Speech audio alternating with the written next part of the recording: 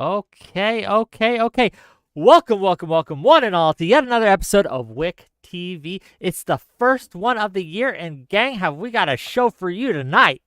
We're going to be talking about H-1B visas, immigration, the the Elon versus a lot of the other big influencers in the MAGA sphere, and their reaction to all this, as well as the idea of cultural replacement. It should be a fun show. It should be an interesting topic, and we got some great guests for it today.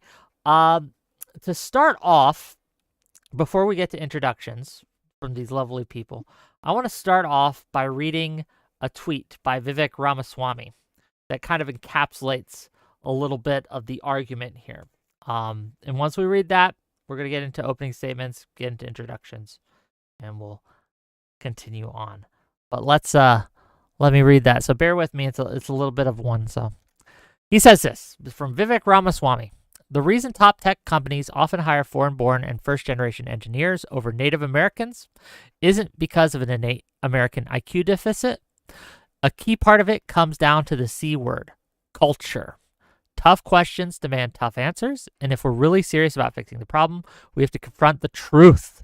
Our American culture has venerated mediocrity over excellence for way too long, at least since the 90s and likely longer, and that doesn't start in college, it starts young. Rather than read the rest, he goes on a long tirade, but that's the idea behind a lot of the animosity towards some of this immigration, even legal immigration. So tonight we're just going to talk about the whole thing. We're going to talk about H-1B visas. We're going to talk about the culture, and we're going to talk about the response to Ramaswamy's tweet. Let's start with Econ Boy. Give us your opening thoughts. Tell people who you are, and we'll just go around the room. Go ahead. Yeah, sure, everybody. My name is Econ Boy. Thanks for inviting me, Wick, and it's always good to talk to everybody. Recently started a Substack, so if you want to hear me write about various unhinged things, go over on to econboy.substack.com. Some pretty fun stuff there. But other than that, on this issue specifically, I mean, I think that it's really just going to come down to how bad or how good you think immigration is, and I guess as well, like how good or bad you think institutions are at dealing with that problem. I'm being live told that I'm using the wrong mic. I think I It's am. pretty shit quality. It's okay. You'll get to it. All right. There we How go. am I sounding? Better. Way Oh, better. there we go. Okay, continue. Sorry, guys. Anyway, yeah. So it's basically just a question of like, how good or bad do you think immigration is, and how good or bad do you think our institutions are at dealing with the potential bad things?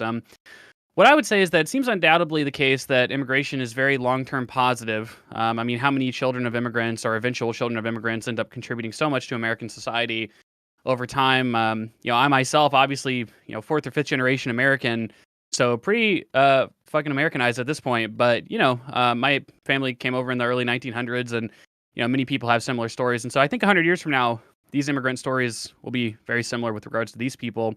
And so in the short term, how do we compensate workers who might lose out? To me, that's just a big question for the welfare state, and I don't really think that we necessarily should try to design market institutions in such a way that they would act sort of counterintuitively or inefficiently. And I think that that's really where society should go on this question, and not necessarily try to restrict the flow of immigration to some, infinitesimally small amount. Societies that do that, like Japan and China, they end up dying slow, painful deaths. And I don't really necessarily want to be like those guys, right? That's a really big problem. Bigger problem than designing a functioning welfare state. So that's my thought. Well, thank you for being here. We're eager to see where this conversation goes. But yeah, let's get to the next guest. Tyler, go ahead. Average debate enjoyer on YouTube and Twitter or X or whatever. So we're probably going to hear two different types of arguments. I think he just voiced one of them. It's the false dichotomy of being against immigration if you think that there is a lot going wrong with these particular type of visas. I am just as intelligent as I am empathetic, so I'm going to offer the opposition an off-ramp a little bit later to keep H-1B visas in place to also curb in the rampant abuse. But realistically, the only argument we're hearing against it is the pseudo-libertarian, it's better for GDP if we allow this, so let's ignore everything else and just keep going forward. For 30 years, these institutions have not corrected the abuse going on with H-1B visas. So, like, looking into the facts, this is the #1 largest temporary job visa program with 600,000 active members, roughly, currently active in the United States. That's being used to pay people much cheaper than the market rate of a U.S. worker. Though they are using U.S. worker data to come to those numbers, they're paying in the lowest percentile. I can bring up some examples of that when we get into it. Um, on top of that, we're exploiting this cheap labor to train people. A lot of these companies, including IBM, is a really particular egregious one, but they're bringing over these visa recipients, training them here, and instead of just having the cold calling first level of support be in India, they're also now training the second level of support to offship even more jobs to foreign countries, going completely against Trump's 100% tariffs on offshoring your jobs. So even the Trump administration, if it comes into conflict with these visas based on their stated demands. So I think personally, H-1B visas are the passport bro mentality in big companies hiring. And I'm not a hyper ANCAP libertarian, so I'm going to argue that we have better ways to deal with the structural unemployment that comes from new skills being needed by the market than just importing people for 2 years and giving them low class jobs. Okay, we'll get into it as we go. Next up, Hoovian, Peter, go ahead. What do you got? Yeah, great to be here. Thank you for inviting me, Wick. It's been a while, but I appreciate it. Peter Pischke, I do the small YouTube interview channel, Culturescape. I love doing that. So much fun. I'm a health and disability journalist. In a previous life, years back, I wrote some more about politics, but it's not something I'm super specialized in. I'm not going to pretend to be a huge expert on H-1B visas. Most of what I know is what I researched in the last week. So just moving that forward.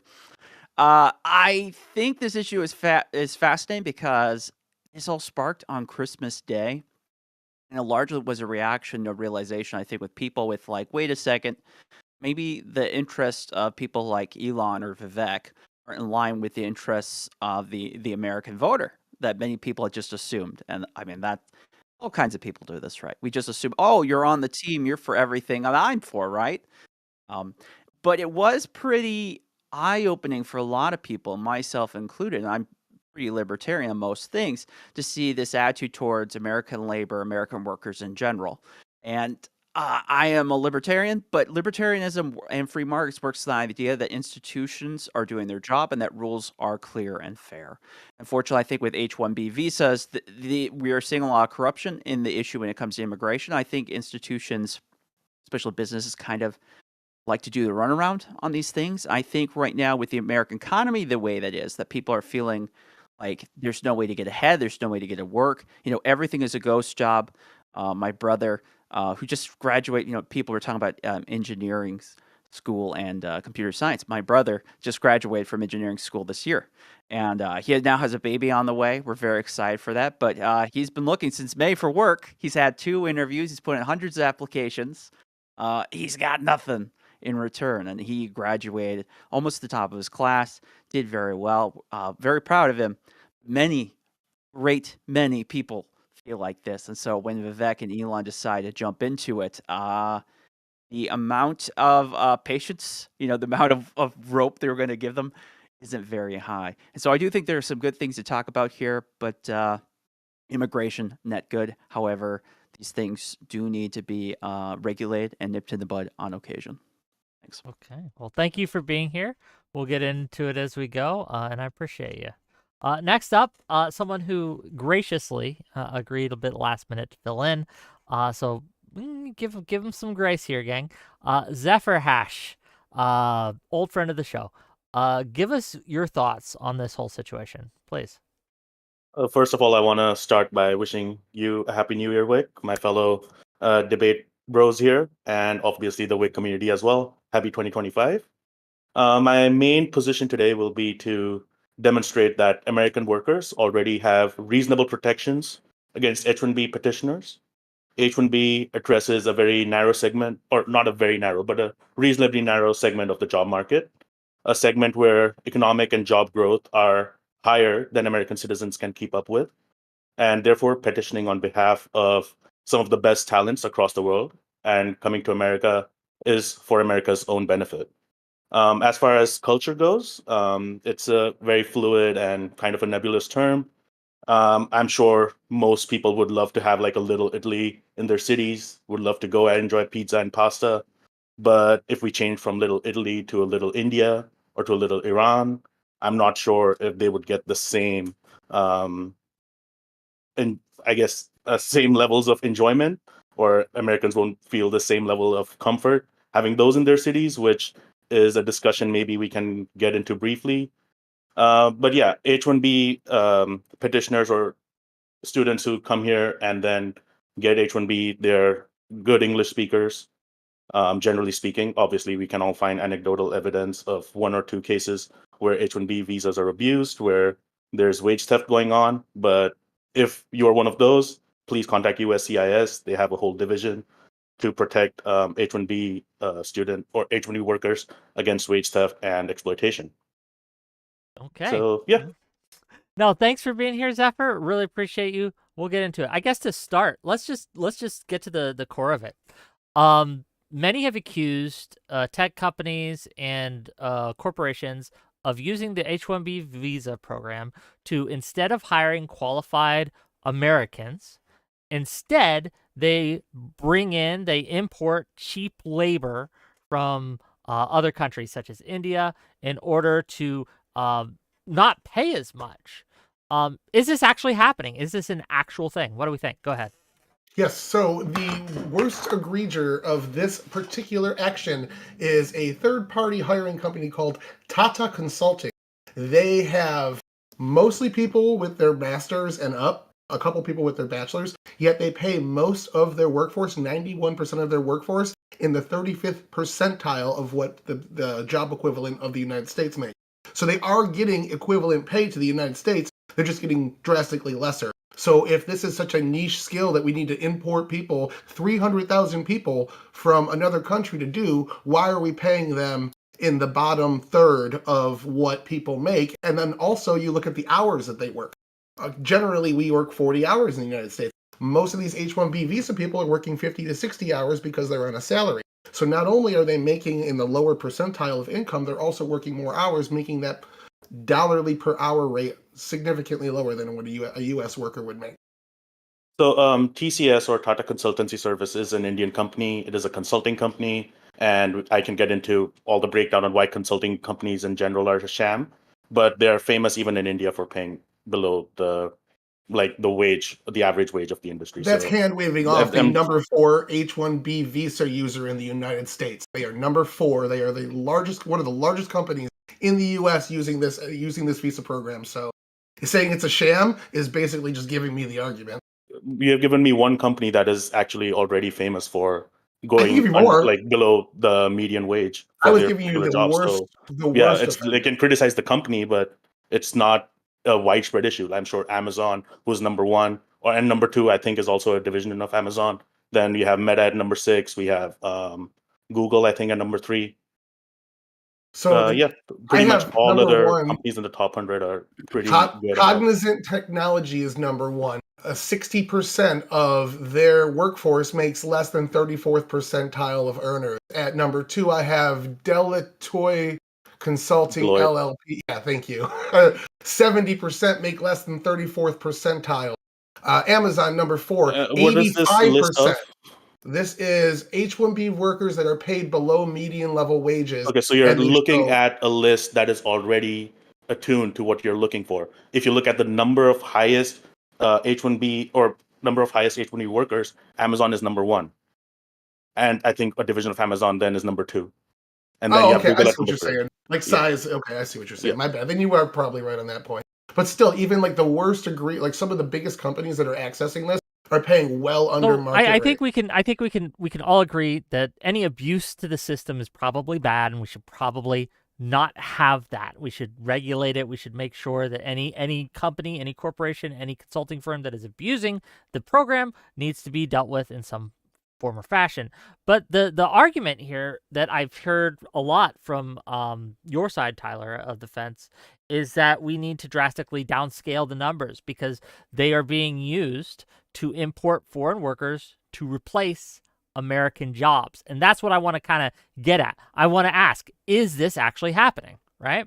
I want to hear from a little bit from Peter and from Econ Boy as well too. So go ahead. Yeah, okay, I'll jump in. Yeah. Just to clear it up, it seems what the issue is it's kind of three separate things. So the number one thing, this is kind of what Elon was getting at, was that a percentage of H-1B is getting people that you might typically go to the the O-1A visa. These would be extraordinary people of special and unique talents. There was there was some spillover because H-1B was seen as a bit more flexible for people who are trying to get into work over here, and try to get the green card, the whole system there. That's one thing, and then you have the other problems with you have the abuses of H-1B, and that's kind of, I think, what people were more concerned of, and that's where we get to things like body shops, where you're bringing in people who their credentials from India might be faked. They might come in. There's loads of stories from people who work in computer. My words are gone today, guys. Sorry. Computer science. So they're programmers, and this new guy comes in. He's been hired through the H-1B program, and he admits privately, well, I've only had training for 3 weeks. Like, I barely know what I'm doing. And unfortunately, that does happen. Now, we don't have good numbers. I couldn't get good numbers about what percentage of the people that are coming with H-1B would be the geniuses, the unique talent they can't get anywhere else, and what people are fraudulent. So that data I do not have, but there are stories of situations. Meta, Facebook got in big trouble doing this, where they would fire, they fire 15,000 employees, and then they bring in 2,000 employees to replace some of the workers that they just had for much less. Disney, very famously in the mid 2010s, did this. They've done this actually a few times, where they fire a lot of their IT customer service people. They bring in H-1B people, and famously in the Disney case, I don't know if you guys remember this from like Business Insider, it was, oh, okay, so we bring in these H-1B people. Now, if you want to get your severance package, you want to get your benefits, you're going to train the guy that's going to replace you. And people who were there talked about how demeaning that experience was.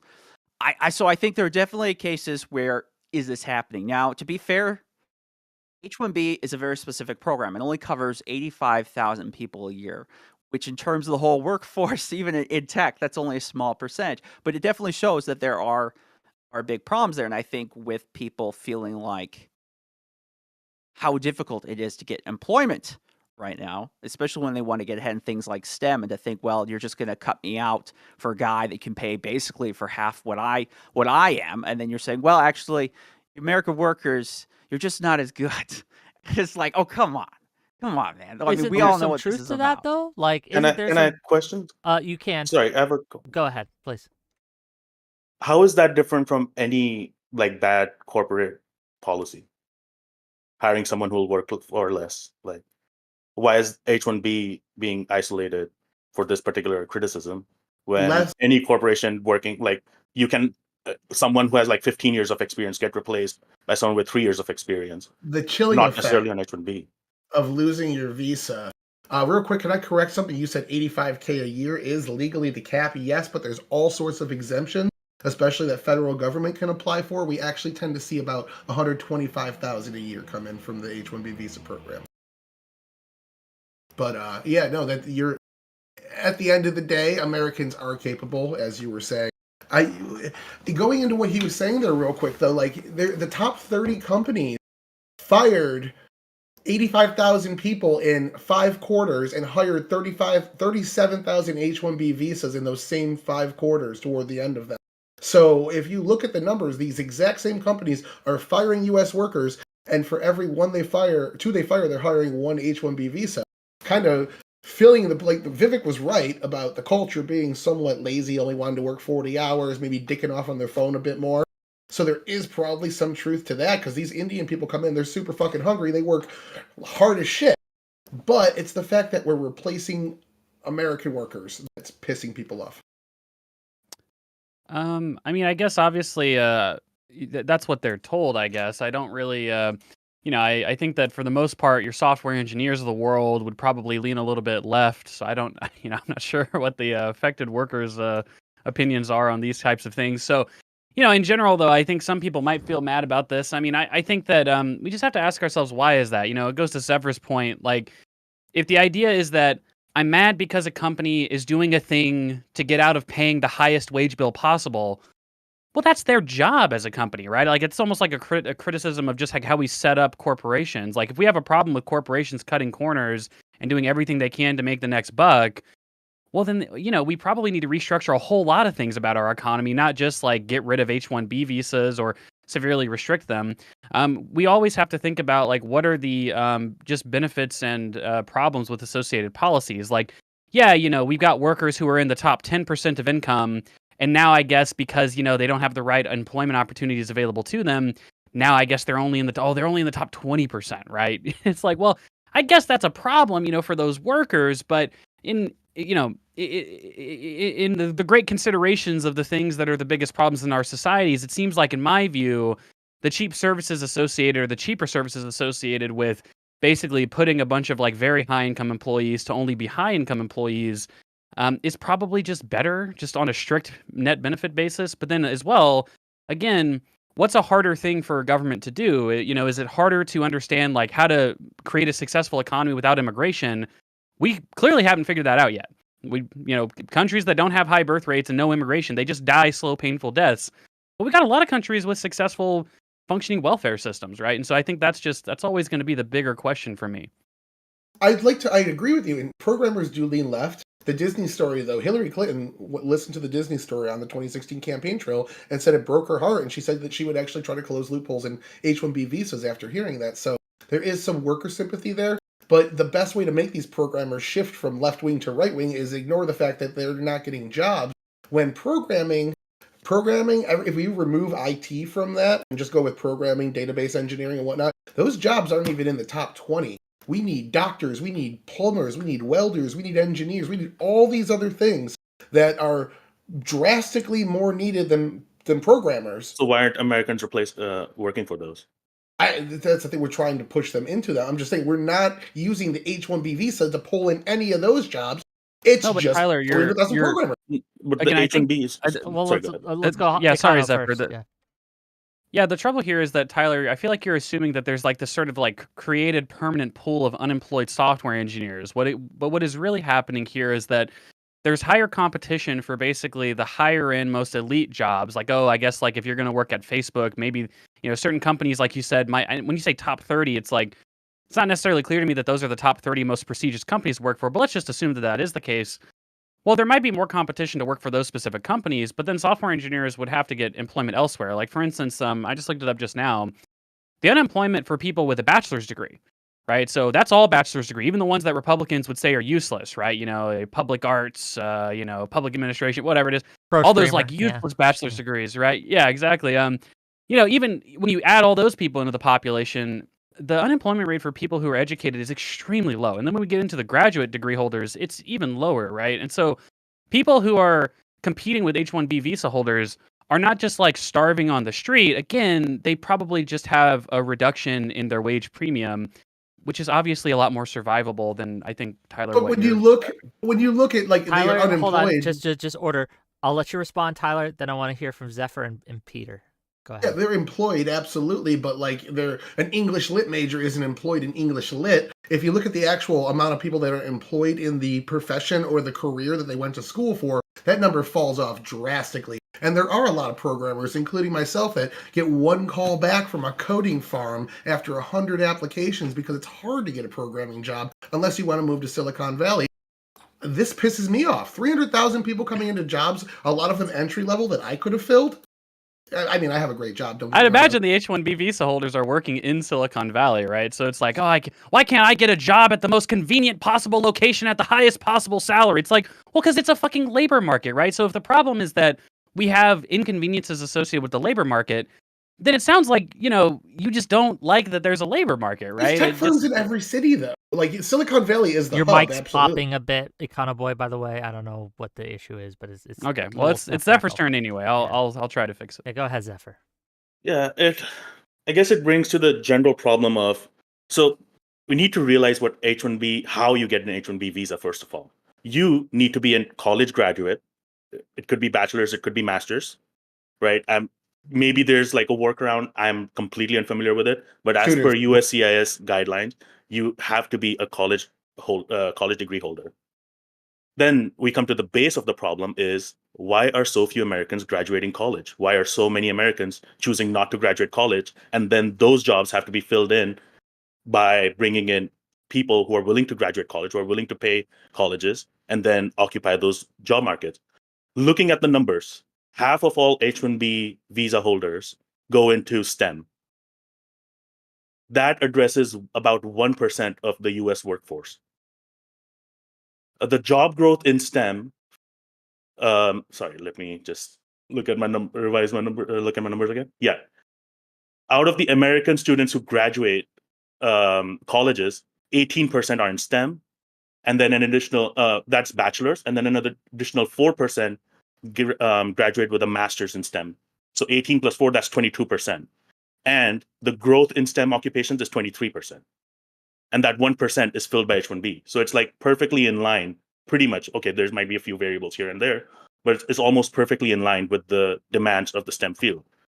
And I've only looked at STEM since that is the largest sector where H-1B workers go into. But I'm generally confident that if we break down every single sector, we'll find similar patterns. Fair enough. Peter, what do you got?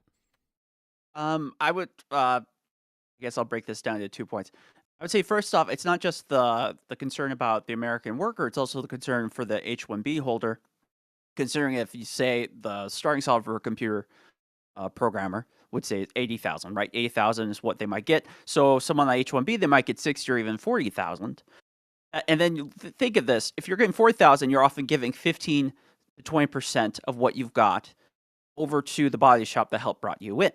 So then you're living in California and you're living off, 32,000 a year. That's not exactly very comfortable. That could be very difficult. And unfortunately, there are many reports, and this is anecdotal evidence, across Reddit and forums across the internet of people who were in H-1B who ended up being with an employer that was not the best employer in the world. And they would end up doing those 80 work weeks, and they would be being asked to do things that was completely outside of what the job was and the skill set, but they can't push back much because while there's more leeway than what has been posted about on social media, it is kind of true that if your employer tires of you, wants to get rid of you, it's very easy for you to find yourself in a situation where you're going to be sent back home.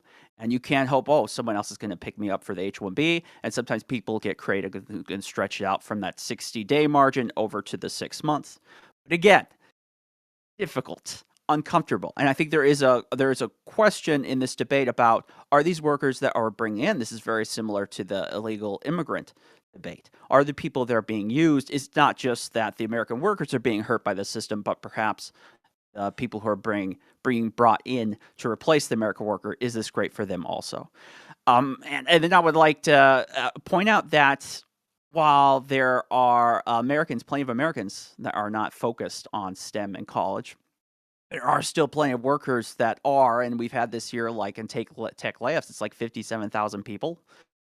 And that's not even including like all the people in game development that got fired. I mean, there's a lot of people looking for work. So at the moment, maybe in a healthier economy, be like, well, we need more people. But at the moment, I kind of feel like there are enough people out there that they just cost too much. And that's why the companies don't want to take them on. That's a question, Peter, right? Like this is something I've heard, is that we have enough people that they could possibly fill the job. But if a corporation, if a company can get a more qualified individual and they go through the legal process to do so and hire someone who is on a H-1B visa program or something else, why is that necessarily something that even needs fixed? Don't we want the best people for the best person for the position that we possibly can? Isn't that like meritocracy? Isn't that what it's all about? I mean, we have national borders and everything too. Like, if that's a mentality, why not just? We're not talking about illegal immigrations, people just hopping the fence or nothing. We're talking about people who went through the process. We have a process for a reason. They have checked all the boxes, filled out the things, right? And they have been accepted. Why is that bad? Well, it's not bad. We have a whole immigration system where we let in 1.2 million immigrants legally that way for that specific reason. It's because this specific visa is supposed to be for high-skill employees that we can't find in the U.S. market. Can I ask real quick? Hold on. You say we can't. Yeah, that's the thing. We can't find in the U.S. market. How do And you that's know the that? Because problem. no company is actually required to even look. It's not part of the law to even look. Shouldn't that be a basic requirement that all these companies have to at least How many try? employees? How many employees do you think are hired through let's say through nepotism versus through the actual job creation process, Probably like very sending out a few. resume? Probably very few. There's probably none of that 8% of computer science graduates that struggle looking for a job for the first 2 years after getting their degree.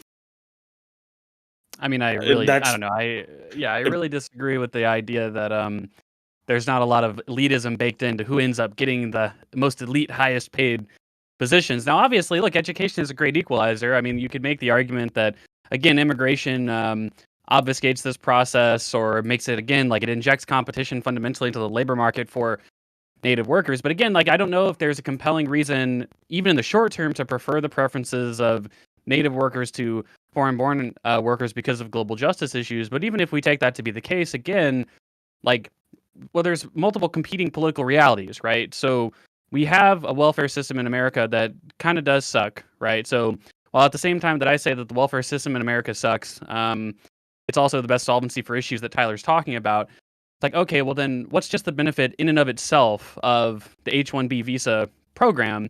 Well, I would say that letting in immigrants, again, provides cheaper services to all of us. It does compress global income distribution, and it probably does lead to, just generally speaking, a more vibrant society. Obviously, some people disagree and say Indians shouldn't be, they don't like Indians, I guess. But, that's obviously a big disagreement. I don't think Tyler's going there. So, that's how I weigh this issue. I just think that the H-1B, program leads to net better society, even in the short term. But in the long term, it seems kind of inarguable that it's good to have immigration. They're only here for 2 Hold on, years. just before anyone else goes, I do want to read some super chats, make a little money. Gang, if you're enjoying the content, please hit like, subscribe, and if you want me to read out your super chat, send that in. I'll get through them as we go throughout, but after I do, I'll let you respond, then I'll let ZephyrHash go, and we'll go on from there. But I'll read them in the order I got them. Okay. $2 from Tesco Johnson. Your jobs and women will become ours. Brown W. Thank you for the $2.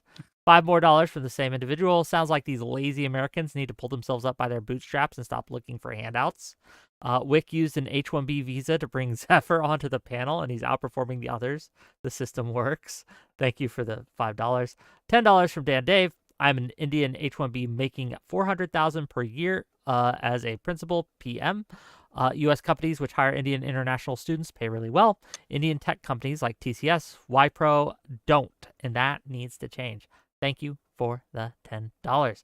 Okay, and with that, Tyler, you can respond to what Econ Boy said. Then I want to give ZephyrHash a chance, and we'll carry on. Go ahead.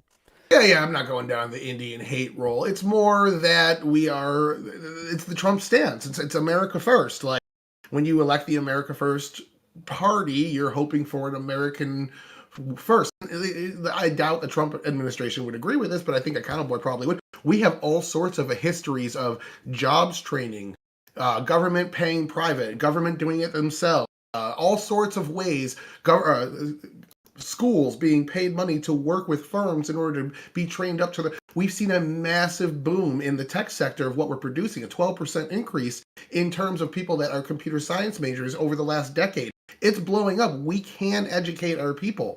They're saying that they can bring in cheaper labor to do it instead. And in a way, like, it's unfair to the U.S. worker because they get to bypass some, not all, but some worker protection rights. And one of them is the chilling effect that I keep bringing up. At the end of the day, though, I would rather these things go to the Americans that live here first. And all the reform I'm talking about is a requirement that employers have to just go out and try to hire an American first. That's it. That's not like if you're applying for unemployment, you have to show that you've applied to X amount of jobs a week before you can get your government money. Why are they able to just go out and say, well, you can trust us on an honor system, dude? It blows my mind. Well, okay. Zephyr, do you have a response to that, or do you have a thought you wanted No, to actually, give? I wanted to respond to something Huvian said. Please, go ahead. So there's a couple points I want to get across. Number one is H-1B visa holders are not like some, I don't know, like beggar down the street who is just like invited into America. No, they're well educated. They speak English. They're very well aware of American culture, generally speaking. They are like at least the Indian immigrants, they're like the perfect like immigrant. They come in, they want to integrate, they don't want to change the culture, they like the American culture. Okay, they just want to have their own food sometimes. They just want to go to a shop and get some spices in. That's it. And as far as the salary and wage theft are concerned, yeah, and, pretty much everyone who comes to America legally on an H-1B, I'm pretty sure they're aware of what it takes to live in California and how much a tech worker earns in Silicon Valley. Right? If you're earning 32,000 working for Facebook as a programmer, I would highly recommend go and write a letter to USCIS, put in a complaint against Meta, and start the legal process because you deserve way more. But we do not hear like large spread complaints. Again, I don't want to downplay. I'm sure these things happen. But largely speaking, I'm sure like 99% plus H-1B workers in Silicon Valley are earning what their worth is. Okay, we have a new addition. I reached out to Joe, but full disclosure, I forgot to add him. Okay, that was my bad. I was And busy you replaced me, piece opening. of shit. I know. I was opening Christmas presents, drinking eggnog, and I drank a little too much eggnog, so we had a little mix up. But Joe, thank you for coming here. I want to give you some space to kind of give your thoughts on this, and then we'll continue on with the panel. Sure. Go ahead. Yeah, if I talk enough shit, I get summoned. Always works. I agree with what Vivek is throwing down.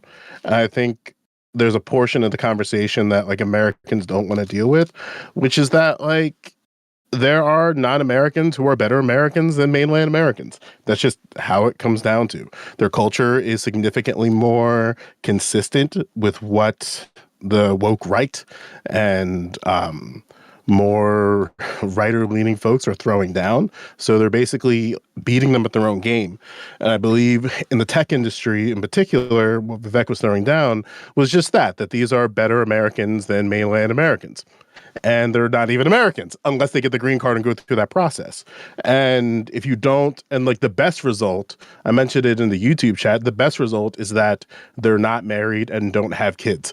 But in the worst of the scenarios that they are married, they're married to a spouse with also an advanced degree, and they sprinkle that advanced degree education on their kids. So then their children are now better Americans off the rip than those who are in the mainland. And there's no way outside of fixing this problem unless you want to go after H-1B visas outright in a matter of public policy. I mean, that's something that Stephen Miller and Donald Trump want to do, so have fun with that. But or you have to play the generational game of producing families that can compete with the H-1B visa holders, but they're already generations ahead. They're not walking into the American economy and American situation with the restrictions that being an American can be, such as lineage in terms of debt, lineage in terms of your family, because their families are in other countries. So they get to dodge all the American problems and only have the problems of their country of origin. So then when they come in, they're not looking to rattle the system, which makes them perfect to be against things like unionization and stuff of that nature, and anything that is trying to produce better results for workers. So they'll gladly take the wage abuse. They'll gladly take all the other poor outcomes about that, but their kids are going to be better than yours, so they don't give a shit. And they're going to be richer too, so they don't give a shit. So I don't know how you approach that problem. I would agree with Vivek in terms of the institutional, generational approach of just try to produce better kids within these sectors that you think are important to the economy. But again, they're throwing down way harder. Okay. So have fun with that. Yeah. Well, on that note, right? I guess we'll transfer a little to that portion of the show for a bit, right? Are Americans just lazy in this case? I mean, that is the accusation that's been leveled, right? That these, as Joe said, that these immigrants work harder, they are more qualified. Why should they not get the benefits of that? Go ahead, please. Oh, Yeah. Oh, If Zephyr first, I may then start real quick. Zephyr Yeah. first, then. I think lazy would be the wrong term to describe, but I do think there's situations arising out of like debt. Even some parents who are still in college debt after 30 years, like their child can't go to college, they're afraid of getting into debt and things like that. I think there's hurdles that Americans need to overcome in order to get that same level of education, like a bachelor's degree, a master's degree, whereas immigrants who come here are privileged in the sense that, hey, they have enough money to come to America and they're actually vetted. Like the DHS and the USCIS will vet immigrants who come here legally and make sure that they have enough finances to support like 4 years of education or 6 years of education if they're going for a master's. So you're already jumping over the hurdle of the student debt, and that sort of mental block. I believe that plays, and there's other things as well. I know, like there's some motivational issues and things like that It's a that arise out of significant. culture. You can admit Yeah, though that it's a yeah, significant advantage to not being burdened with American yeah, student loan debt. It's yeah. by And you as an I individual and even to your kids. But yeah, keep going. Sorry. yeah, but and again, I would pin this down to just economic disparity. Like there's rich people outside America, there's rich people in America who can afford to let their students go and complete a 6-year degree. It's not as much a H-1B versus American issue as it is just a rich person versus a poor person issue, Fair enough. in my opinion. Tyler, go ahead. all right. So That's a little misleading. I Sure. got I two. do want to hold on, Joe. Yeah, I want go to give for it to Tyler I'm real gonna, quick. yeah. Yeah, I want I to got give it Yeah, to yeah. Tyler, who was next. Real quick, I wanted to address Econ Boy real fast on something he said earlier.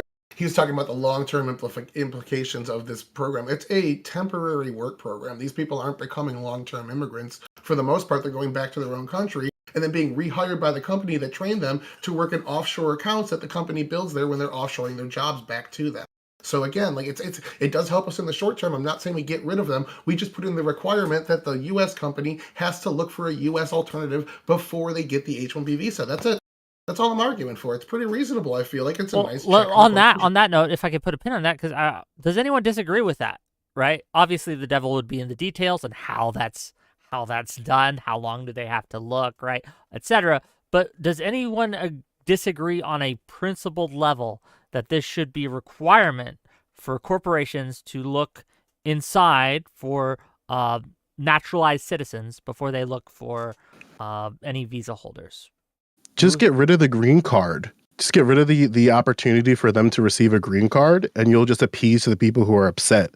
Like you're going at these people are coming. God damn, I'm sounding like Laura Loomer. These people are coming into this country and they're still extracting resources from others. There's no way around. You can't jujitsu your way around that. They are taking houses, they are taking jobs, they're taking opportunities to foster something in America, and they're bringing their kids. So then their kids are having these opportunities. Like, and again, like I don't care about this as far as like the H-1B visa holders are. Like, we're shit at a lot of things. And we should just admit that we're shit at a lot of things and allow for these specializations to exist in our country. However, if you're worried and concerned about these overperforming South Asians and Asian Americans broadly, because let's just call a spade here, that's what they're talking about, then you're going to have to go after the green card status, go after the reasons why they go into these programs in the first place. I mean, Stephen Miller and Donald Trump are willing to do that. By the way, hold on. Yeah. Just real quick, one line. Both of you, just stop, because we got an order. I know you guys want to jump down his throat. Peter's been trying to get in here. I want to give it to Peter, give him an opportunity to go. I know, this is DEI for white people. I have one sentence response. But you can respond after. Go ahead. You were kind of asking about the idea about trying to approach American jobs first. Well, that's kind of part of the problem because many of these programs actually do. H-1B does. You do have to put out an application saying, hey, we're looking for this sort of work. And there's a case of Facebook, Meta, which is and Apple, where they say, okay, you have to do this. And I could be wrong if it's the H-1B program specifically, but there are laws where say, okay, you have to make you have to put out a general application that anyone can see. And they could do. And what they found with Apple and Meta was that they were basically very highly tailoring these things. So they would basically be seen by no one. And then they would quickly withdraw the thing. And so that kind of speaks to the problem. I think part of it is how honest you can have these regulations, right? How are you even going to enforce them? And I think that's a big part of this issue. And I do have concerns where people are like, well, we're just going to force the companies to hire American first. I'm like, but how? If you're saying the companies aren't already obeying what regulations are there at the moment, why would they start obeying some new ones? So I think there are big parts to the conversation where it's like high-minded ideas versus practical application. I do have some concerns on it. Zephyr, Tyler, Econ.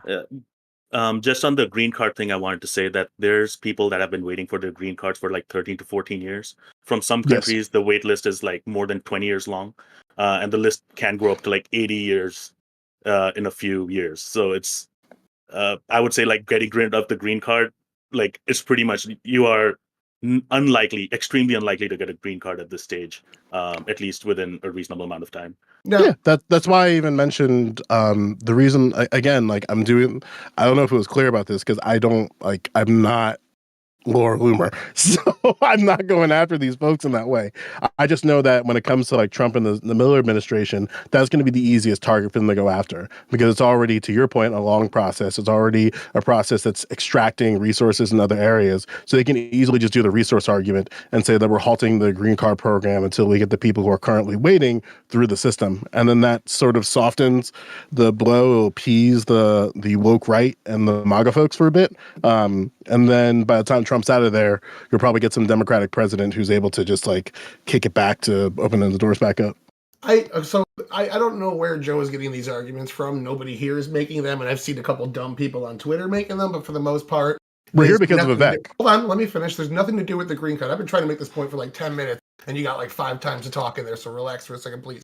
The argument that you made when you came in, if you replace white U.S. worker with black person, then you are making the most based racist argument I've ever heard in terms of social justice, because what you said is they have a better culture, they're harder workers, and they just do things better than you, so deal with it. That's the argument to get rid of all welfare programs and say everyone in poverty, just pull yourself up by your own. You made the own bootstraps hyper-libertarian argument.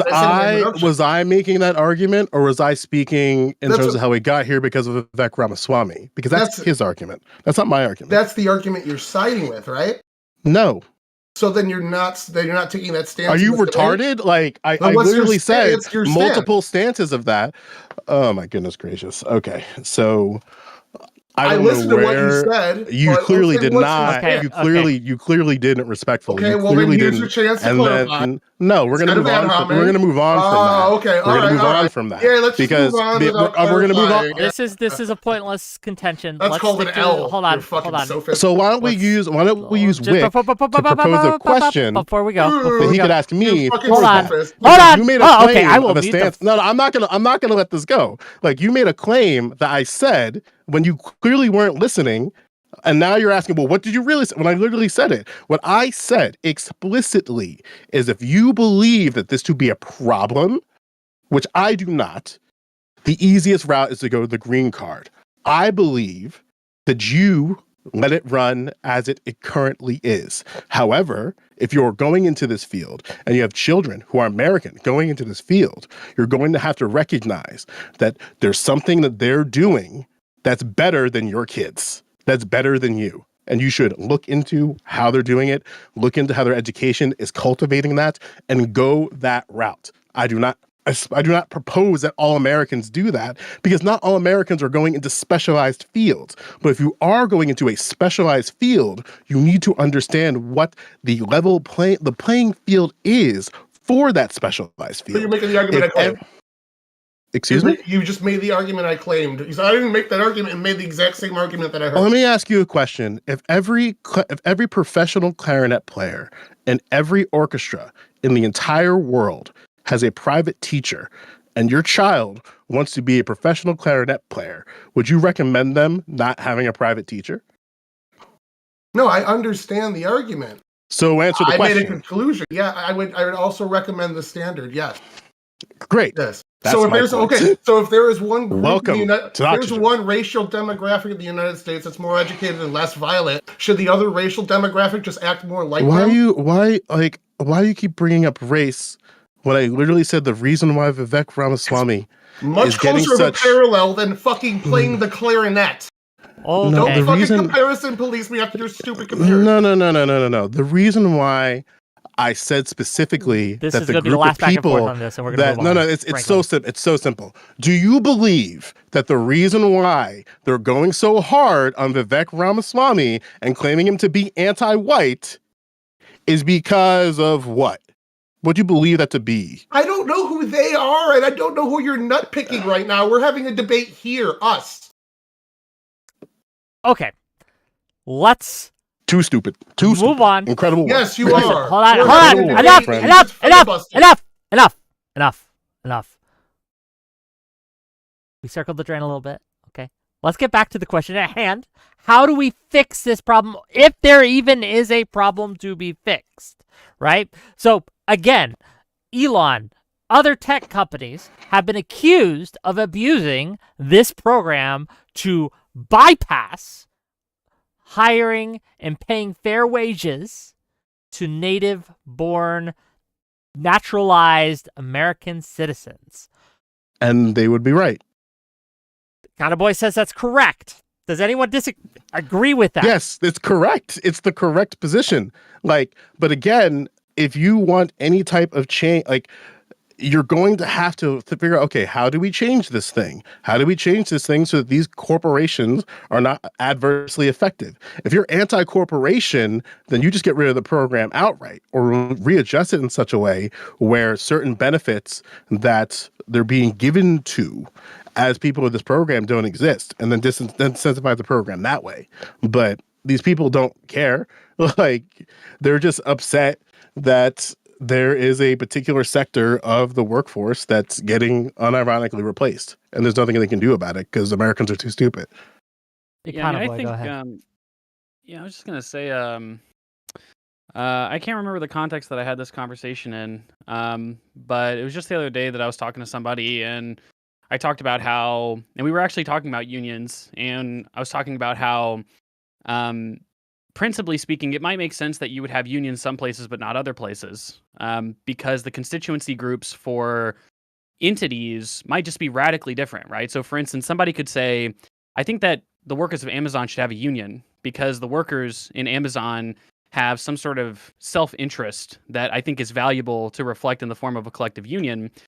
But someone like a police officer, they might not rightly need a union or should have a union because their constituency group probably shouldn't be looking internally, right? It's like same reason why military members don't have a union. It's because, well, probably there's reasons to think that a person in the military should almost like have purely social goals and not necessarily selfish goals, right?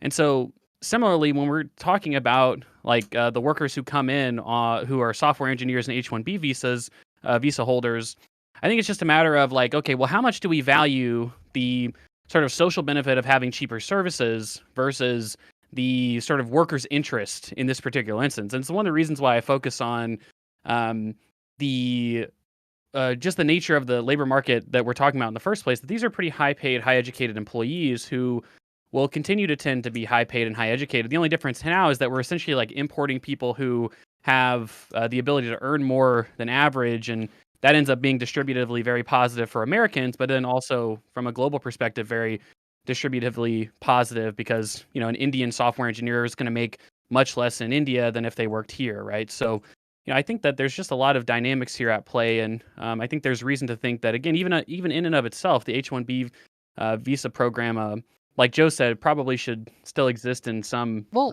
Econ Boy, can I just ask you? Do you think that there is any harm being done to the American worker over these programs? Do you think that they're paying any kind of cost? In the sense that, again, I've already recognized this. Like in the sense that a software engineer, might have a harder time working at. Let's say that your goal is to work at Google. Well, you might have a harder time working at Google if there's just a whole bunch of H-1B application people who want to work at Google as well. So that's a dream of yours that might be obfuscated or obviated because of this program.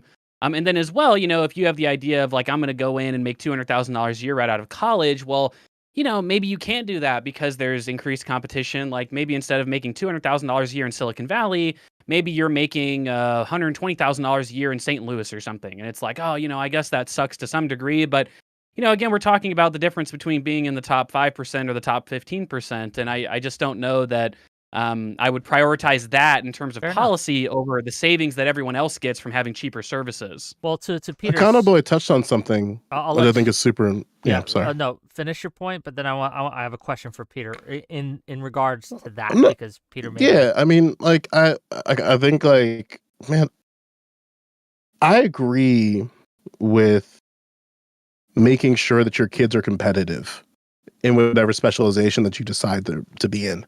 So if you are going into a field and you know it's overloaded with H-1B visa holders, you have to know that walking in.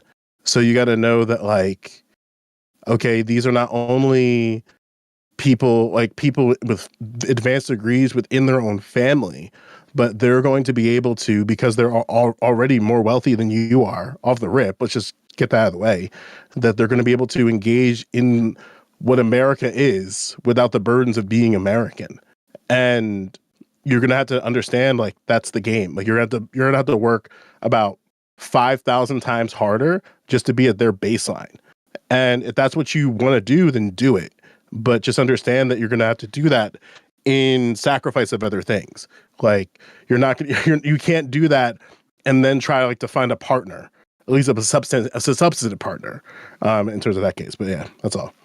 Okay, I do want to read a couple super chats before I get to the question for Peter that kind of goes alongside all of this. But let me make a little money, gang. Okay, just a little as a treat for the New Year's. Let me get them up. Okay, $5 from Manny to the Max. Every group has lazy people.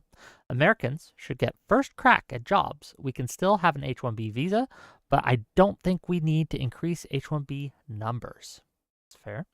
David the Goliath for $10 says, without H-1B opt program, U.S. universities will lose I think it's H-1B OPT. It's optional practical training. OPT, fair enough. Thank you. Yeah. Appreciate the correction. U.S. universities will lose all international STEM students. How do you even give Americans priority over international students in practice? Like not allow international student internships? $10 more from the same individual. Most H-1Bs are Indian international students who get H-1Bs through U.S. employers. Hiring H-1Bs is a pain. 10,000 USD to hire, 20 to 25,000 USD for a green card, or for GC. I'm not sure if it's green card. 10,000 each time for an extension. Hiring U.S. citizens, GC is, I guess GC is something else, is so much better.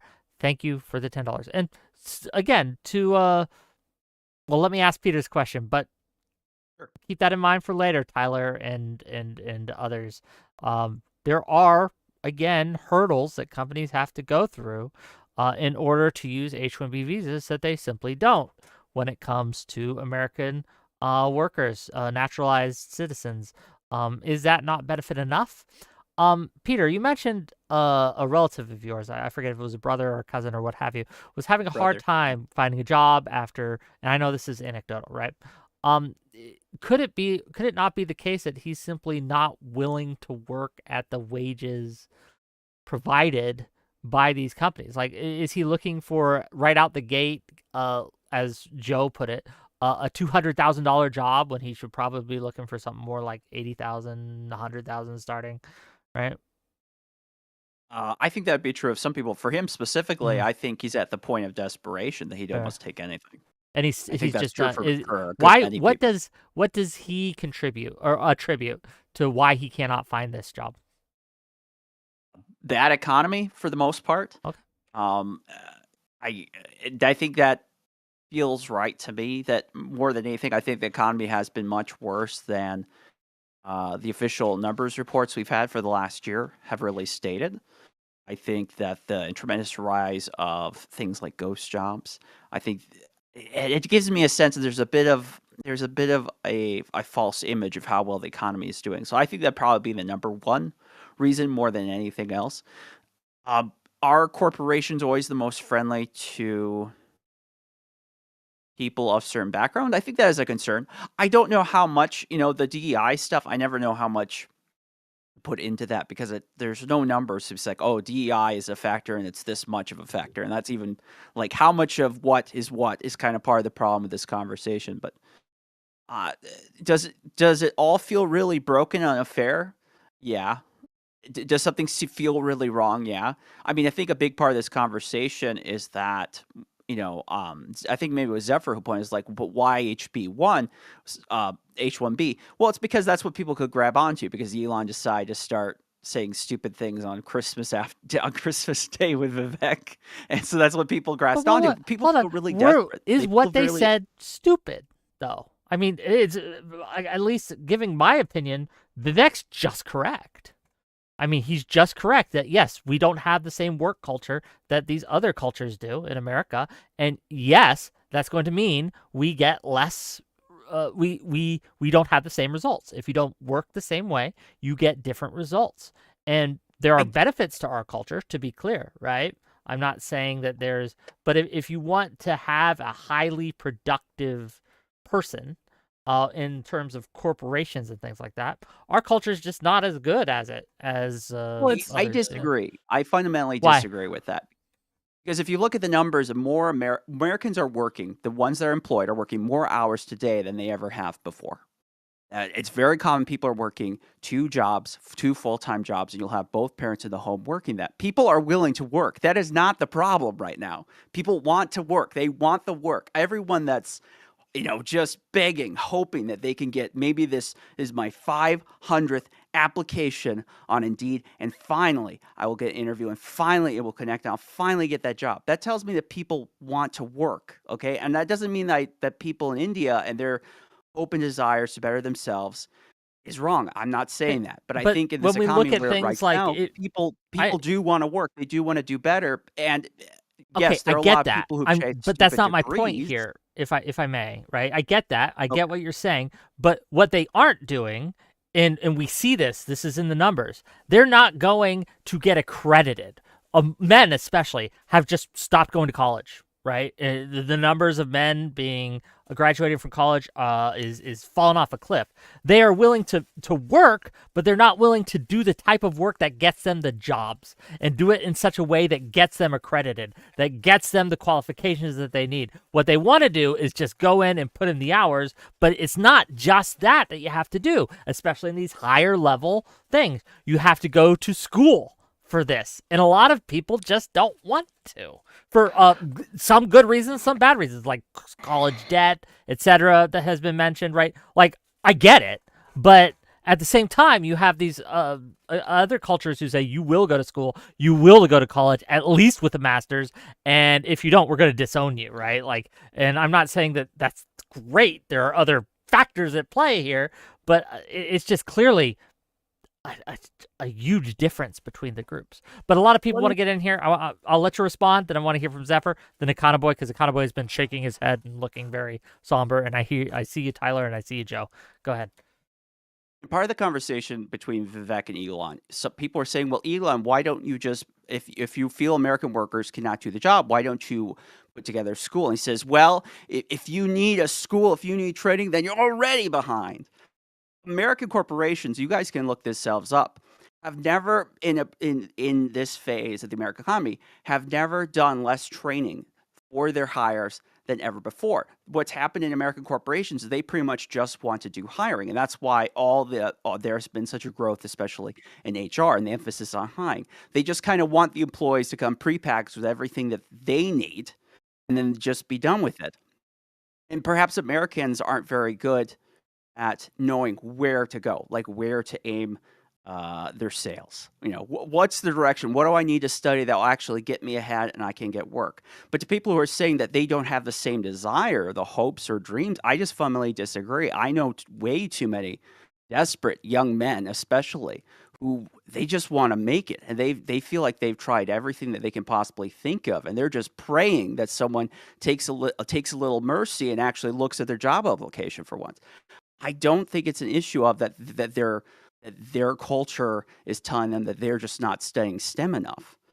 I just fundamentally disagree, but Okay. that Fair we'll enough. just have to probably Well, agree well, to disagree on that. I want to get other people in on the conversation, but yes, we will disagree on this further. But Zephyr, Econ Boy, then Tyler, then Joe. Go ahead. Yeah. I have a few things to say. So first of all, I don't see this as discussion between like cultures or who's hardworking versus who's non-hardworking, more than just, hey, the word that comes into mind is this qualification, which in most jobs is a college degree.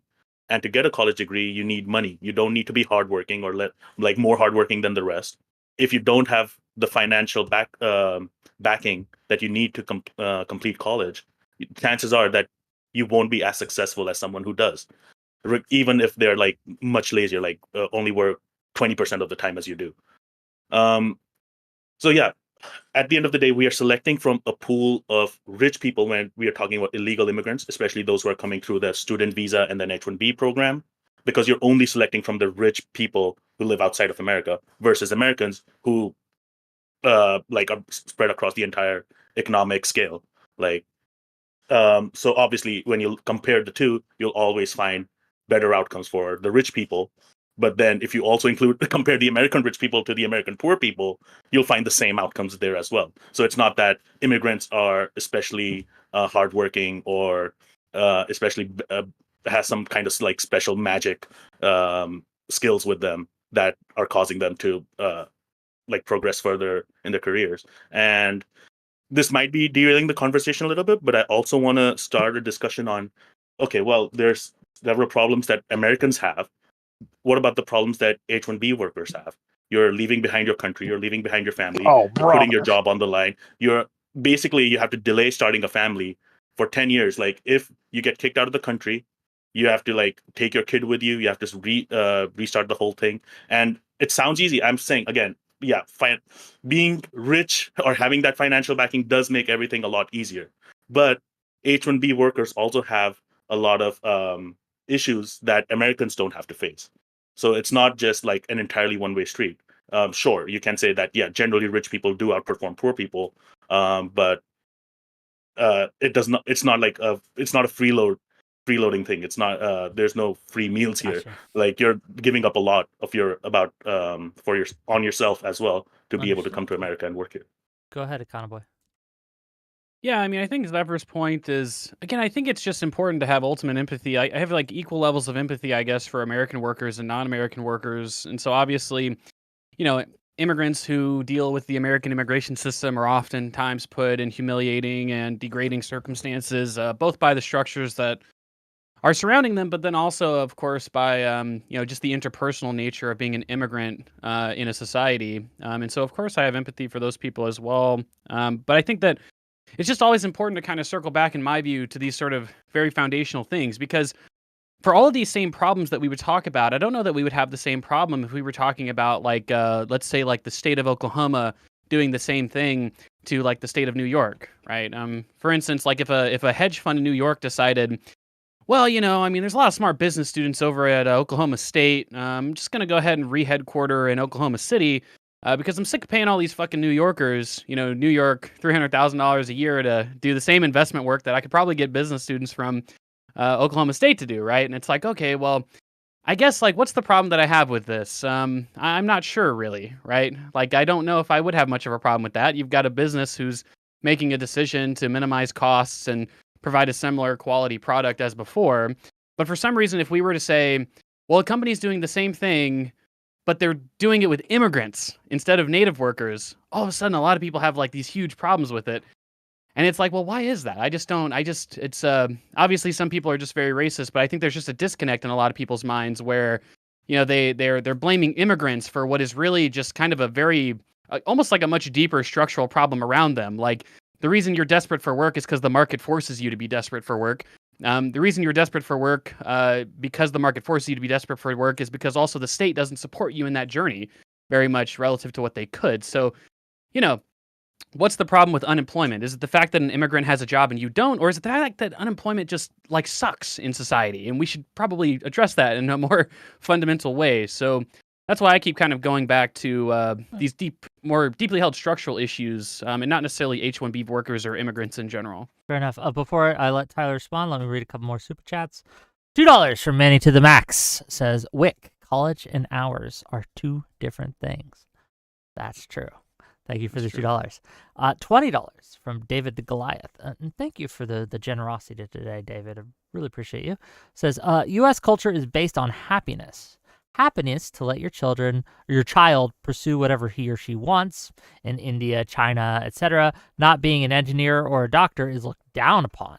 Americans who choose to be an engineer are amazing because they want to and are passionate. Thank you for the $20. Tyler, go ahead. Okay, so I got a little bit something for everybody. Zephyr, I don't have much to disagree with you on because the few things we already do, we've already talked about. So I would want to kind of focus on what you were saying about the difficulties that people have coming over here from these countries. They leave their family behind. They don't know anybody very often. The I-129F process, which I'm currently in myself, huge pain in the ass.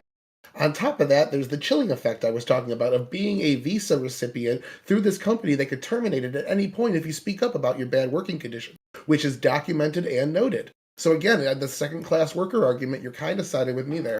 To Huvian, you brought up a point that I think both Econ Boy and I noticed. I saw his eyes light up too. You said people are working more... Oh, he's not even here. He said people are working more hours now than ever in more jobs and whatnot. That is not true. If you look at labor force participation and employment and whatnot, we're still doing better than most countries in the world. They saw inflation way worse than us, and it hit them way harder.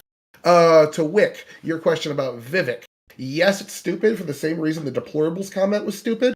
Not because what he said was wrong, but because of the wording was untactful, and it came off as an attack against his own people. But it is, fair but enough. it's just stupid. It's stupid politics. That's all. Is the point I'm making.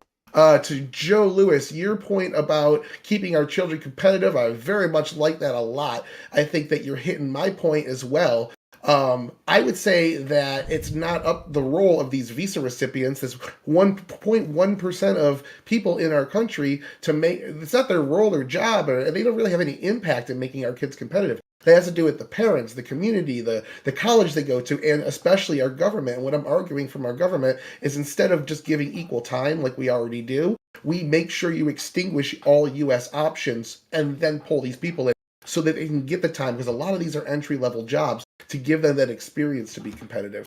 I argue that our government should be working for us on the same level. Accountable, you're making really good points, but most of those points kind of play over into the long-term immigration, which is the 125 million people. These people are on a short-term working program. Most of them return to their country. And again, the unaddressed point I keep bringing up is a lot of them are being brought in just for job training so that we can offshore more U.S. jobs to these countries for cheaper wages. And it's been going on for 20 years. I've addressed that. Oh, I mean, I would have missed it. Yeah, you guys haven't. I mean, it's a bit of an esoteric point, but the global justice, like even if we were, like some people say this about education visas, they'll say, oh my goodness, all these Chinese people come into American universities and they get master's degrees and then they just go back to China, right? And it's like, okay, well, on one hand, you could say, well, that's unfair, I mean, this is an education that could have gone to some American somewhere.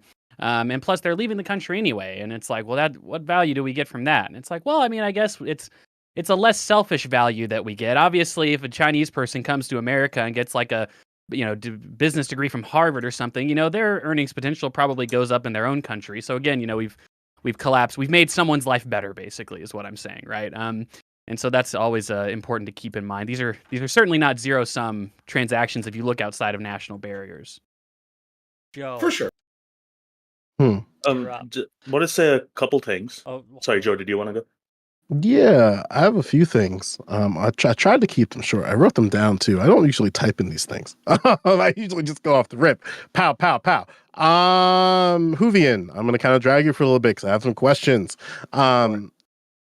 Does American education and American cultural expression foster and support an emerging tech environment that we see right now in 2025? If so, how? If not, why? That's a good question. I'm not always the most that's tuned into the pop culture, admittedly. I would say American work culture is very focused on that Protestant work ethic. We come from the very puritanical American base, which is a person's worth is based on their measure. So people who are doing this is kind of as a dark side too, because it's like the people who are more well-to-do, obviously they got there because they're just better people, right? And that's kind of the dark side of it. But do I think that that American work ethic does lead people to being effective in a digital-based economy? I would hope so. I think so. But I'm probably not the best person to tell you on that. Gotcha. The reason why I asked that question is because I am skeptical at America's position in the technological stage. I've been skeptical for a while because there's this one hand with the woke right talking about how we need to make America the center of these things when you can't even cultivate certain crops entire parts of the country. So like there are certain states that are heavily are the leaders in certain agricultural development, and there's no way around that. So it's like if you are in New Jersey, you're more equipped to understand land cultivation than someone who gets a degree in Wyoming. Like that's just kind of how it lays out, because you have the practical hours on top of the educational experience, and those two things in tandem make you very dangerous when you're trying to be immersive and engage in the economy, engage in public life. Something that the super chatter said, David, which I think kind of harps on this or knocks right on it, is that American culture is based on comfort and happiness. And whatever produces the most comfort and happiness is what you ought to do. When in reality, there's a lot of things that are byproducts. Like happiness is a byproduct of other things, in my opinion. And the centering you're of correct. That's just happiness. fact, but go ahead. Yeah. What's that? No, I'm just saying, yes, that's correct. That's absolutely yeah, true. and I think that I don't enjoy practicing 5 instruments, but it's something I have to carve out of my daily life to do. If not, there are people, some of whom are my students, who will surpass me in a matter of months, or days, even in some cases, because some students are very, very close on the edge. I say that to say that there's just that we need to engage in the culture of America. I think that's what Vivek was knocking at. All of his conclusions were terrible. He said that we need to be more like Whiplash, and it's that director produced a barely functional male who couldn't maintain a relationship, who couldn't maintain personal relationships, who was deeply careless, but at the end he was good at drums. And is that what we want out of America? Socially stunted white men who can't produce anything substantive in society. They can't get married. They can't keep a job. That's literally what incels have been screaming about on Reddit for years, if not decades at this point. And we want to reproduce that, but I guess if they're really good at a certain specialty, it's fine? ? So his conclusions are terrible. And to Tyler, I agree that a concern that I always have is your labor is not who you are. Your labor is how you express yourself. And there is a symbiotic relationship between the worker and employer with H-1B visas, because you can't do certain things. One of the things that is American to its core is protesting your employer. That is something that's deeply American. And protesting institutions. But you are literally in an Eddie Brock Venom situation where you cannot protest the very thing that is keeping you alive, because if you do, you will die. And in this case, what Zephyr was alluding to or knocking the door at is if you go against your employer in a way that they deem to be fuck around and find outable, they'll just okay, bye. Because there's 1,000, if not millions of other people who will gladly replace you and have equal amounts of skill and expertise as you do. That's the part that I think that's really, really pervasive, where it's in any profession at any given time, what makes you you is just you. Nothing more. Yeah, not your skills, not your labor, none of that shit. You're easily replaceable. Sorry, that was a lot. No, just to kind of interrupt that, I don't, because you just said something that I'm not sure is true. So I want to address that, and then I want to ask a larger question to the panel as a whole. So to address that there are always thousands, a large group of people who are equally skilled, equally has equal qualifications as to that will just replace you. For many jobs, yes. But when we talk about especially tech jobs, right? I don't know if that's the case. In fact, I think, and again, I think the numbers bear this out, at least to some extent. It's really hard to get really accurate numbers, unfortunately, but we do the best we can. I think that there are certain tech jobs that we just naturally don't produce enough of qualified candidates for in America. We just don't. And so that's one of the reasons why we need immigration and we need these visa programs, is so we to import people, right? And that gets to my larger question that I want to ask and address the panel, because we've talked a lot through the context of how is this affecting the American worker and the American people and the American culture. But I want to adjust the context for a moment, because one of the things that on a global scale that we are seeing is we are seeing a tech race. We are seeing a race in AI. We are seeing a race in drone tech. We're seeing a race in automation. And the winner of that race is going to get immense benefits on the global world stage, both in terms of economy, military, stability. Everyone in that country that wins this race is going to benefit immensely. Does that not speak to a need to just get as many people on our side working for us as possible? How would we address that? Go ahead. National security. Oops, I like the approach there. I just want to, Joe, you did ask a question. Georgia lets you learn a programming language as a foreign language. That's something that, for your example.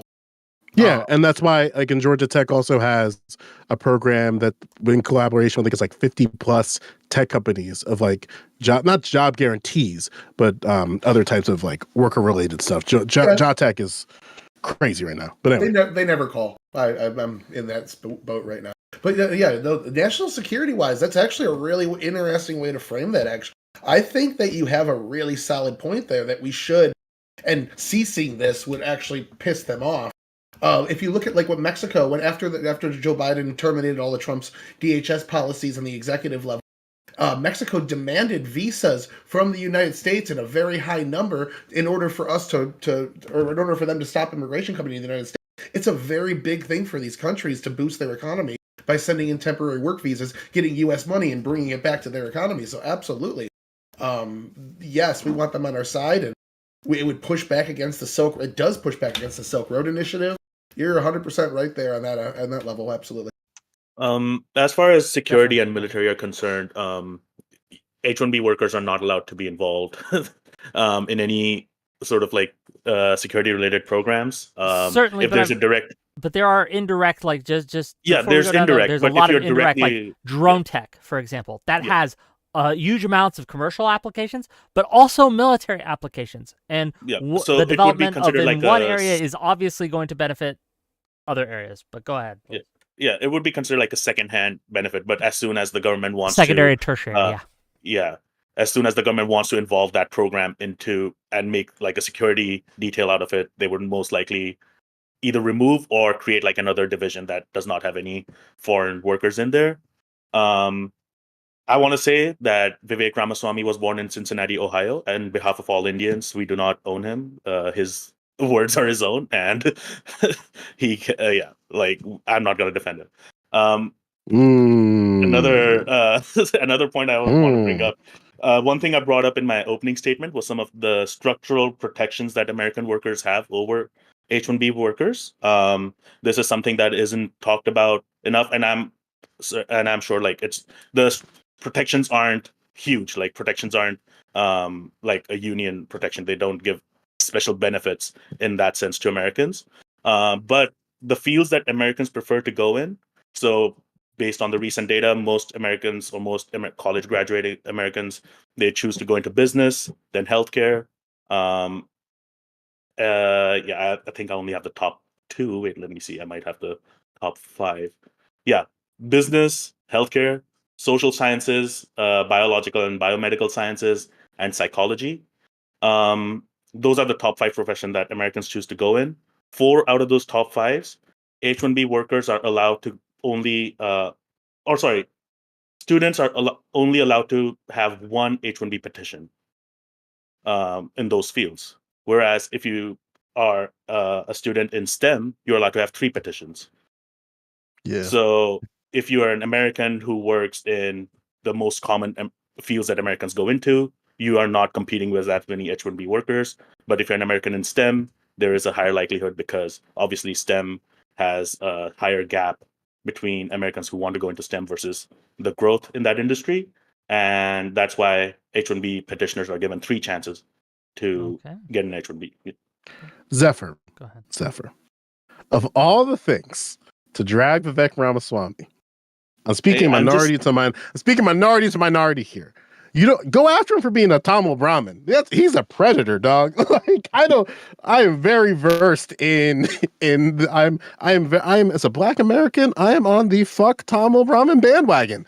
And it took a lot of brown folks convincing me that they are terrible. but I guess Cincinnati, Ohio. I mean, that should be the red flag there for other reasons that are fucking like deep Ohio in lore, people. Yeah, no, fuck them. But go ahead. I'm saying not only did he go to Cincinnati, but he was also a Tamil Ramen. That's like just damn.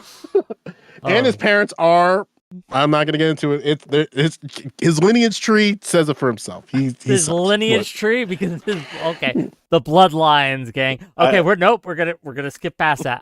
He went to NITC. His dad went to NITC. That's like red flags right there. Like again, that's like deep cut lore. Like I know maybe Tessia understands that. Maybe, but sorry.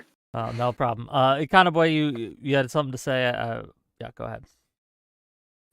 No, I didn't have anything to say. I mean, I'm just kind of along for Zephyr's ride here. I was just listening to him. I mean, I don't know if there's much clash. I mean, it seems like we kind of I agree. I don't know. Maybe Tyler has some radical views on how we should. I guess he just says, "Oh no, we should just have American companies have to hire Americans first." But this is not. It doesn't sound like anybody here is.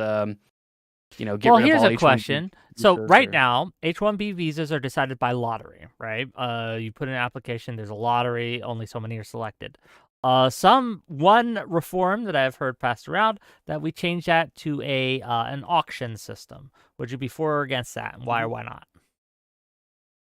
I mean, I don't know how an auction system would necessarily help. I mean, obviously, you could maybe make immigration partially self-funded by, creating an auction and having those fees kind of flow up to the state. You could also, in theory, have some sort of market mechanism which prioritizes what kind of jobs. But then, then you would just, you'd have all the same problems. You'd just be applying them to maybe partially different fields, right? It's like, now we have all these fucking plumbers from fucking South Africa causing a bunch of trouble, and that's what we're complaining about. I'm not talking about auctioning off the immigrants. I see some of your comments in chat. We're not auctioning off the immigrants. That's different. That's a different thing. Listen, there are some Black folks that are on the trade block. So listen, if the Indian diaspora wants to present the trade, we will give you Candace Owens. We don't want much.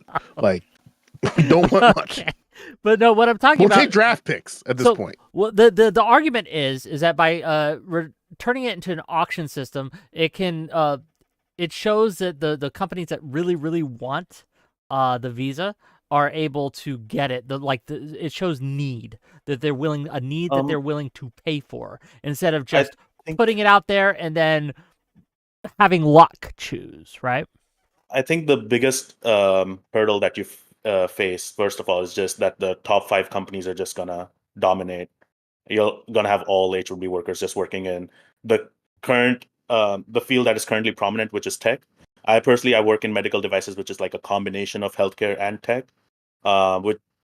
It's like about 20 years old. Started off in the 1990s. You don't have to answer this if you don't want. If it's private information, please tell me to buzz off. Are you an H-1B visa holder? Yep.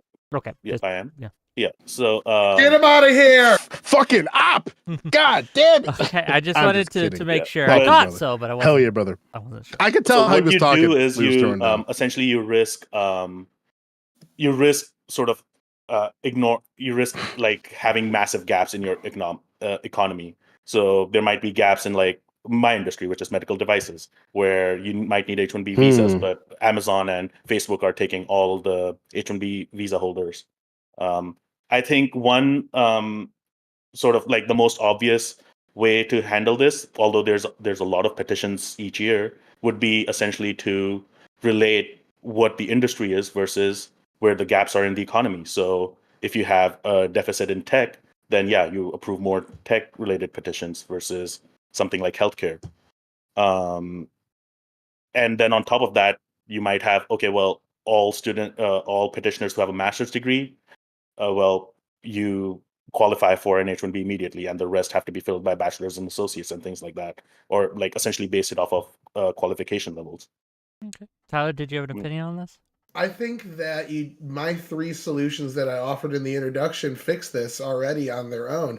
I say, like, if you look, 66% of people, something like that, 60-70% of people that are H-1B visas make in the lowest 35th percentile of the people that get paid in those professions. I say if we raise that to make it at least the 50th percentile as the minimum income for H-1B visas, you will see a lot of the abuse go away.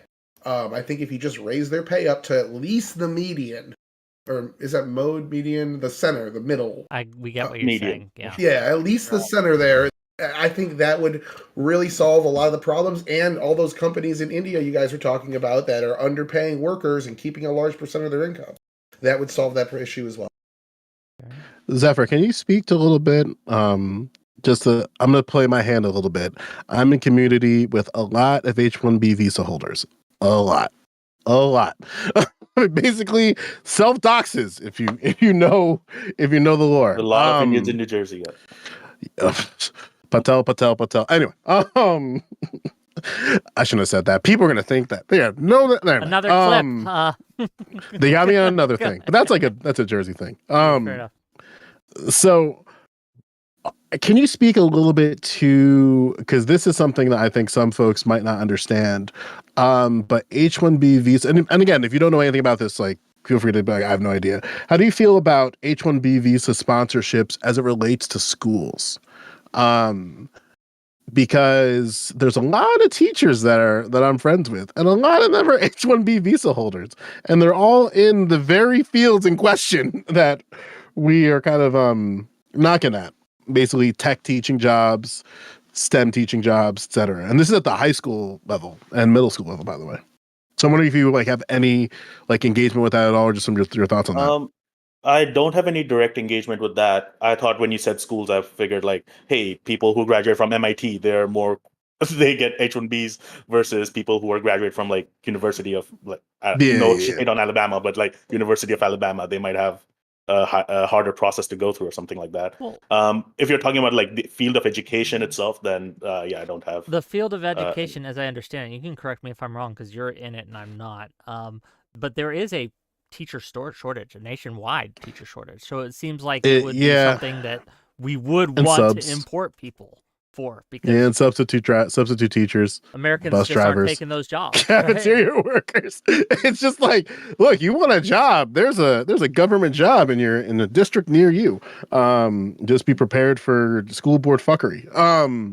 Yeah, and the reason why I say that, the reason why I asked that question is because like something that's like I'm interested in when it comes to, again, like I don't think America is good at a lot of things.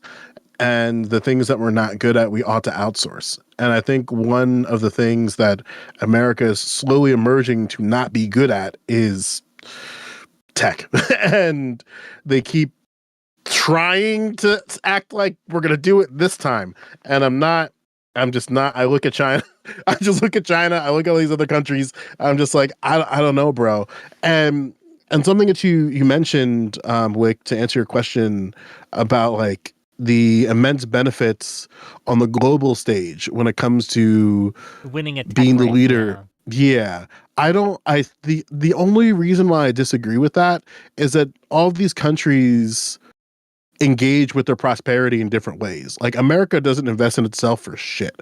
America is worse than a 15-year-old who just got cryptocurrency, just spending it on anything and everything Well, it without depends any on how type you of mean by personal invest investment. in itself.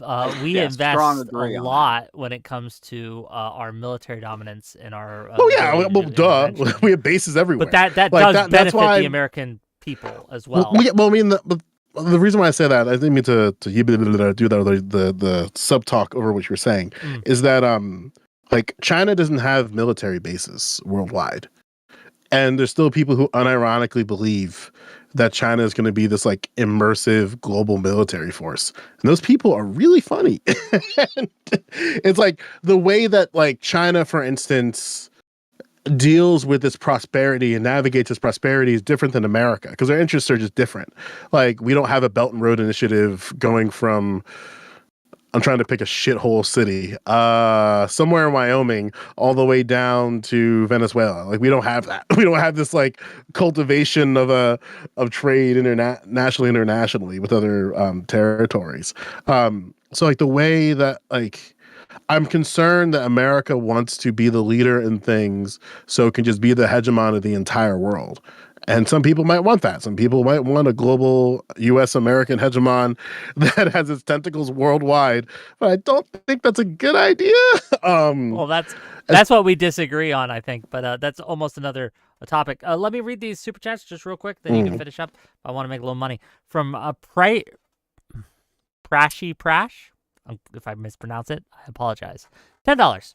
As a former H-1B, I worked with all white teams as the lone Indian. I've never faced racism. They hired me, sponsored my GC, was paid really well, $250,000 in Red India. I was the highest paid product manager. And then $10 additional. You should ask him if his wife is white, and if that's the case, full integration, baby, full integration. But $10 more from Prashy. I will. Get rid of the H-1 lottery for international students who are U.S. graduates. Minimum salary of $110,000, bachelor's $80,000. For non-U.S. graduates, minimum salary is $140,000. Only allow for STEM professions. That will improve it.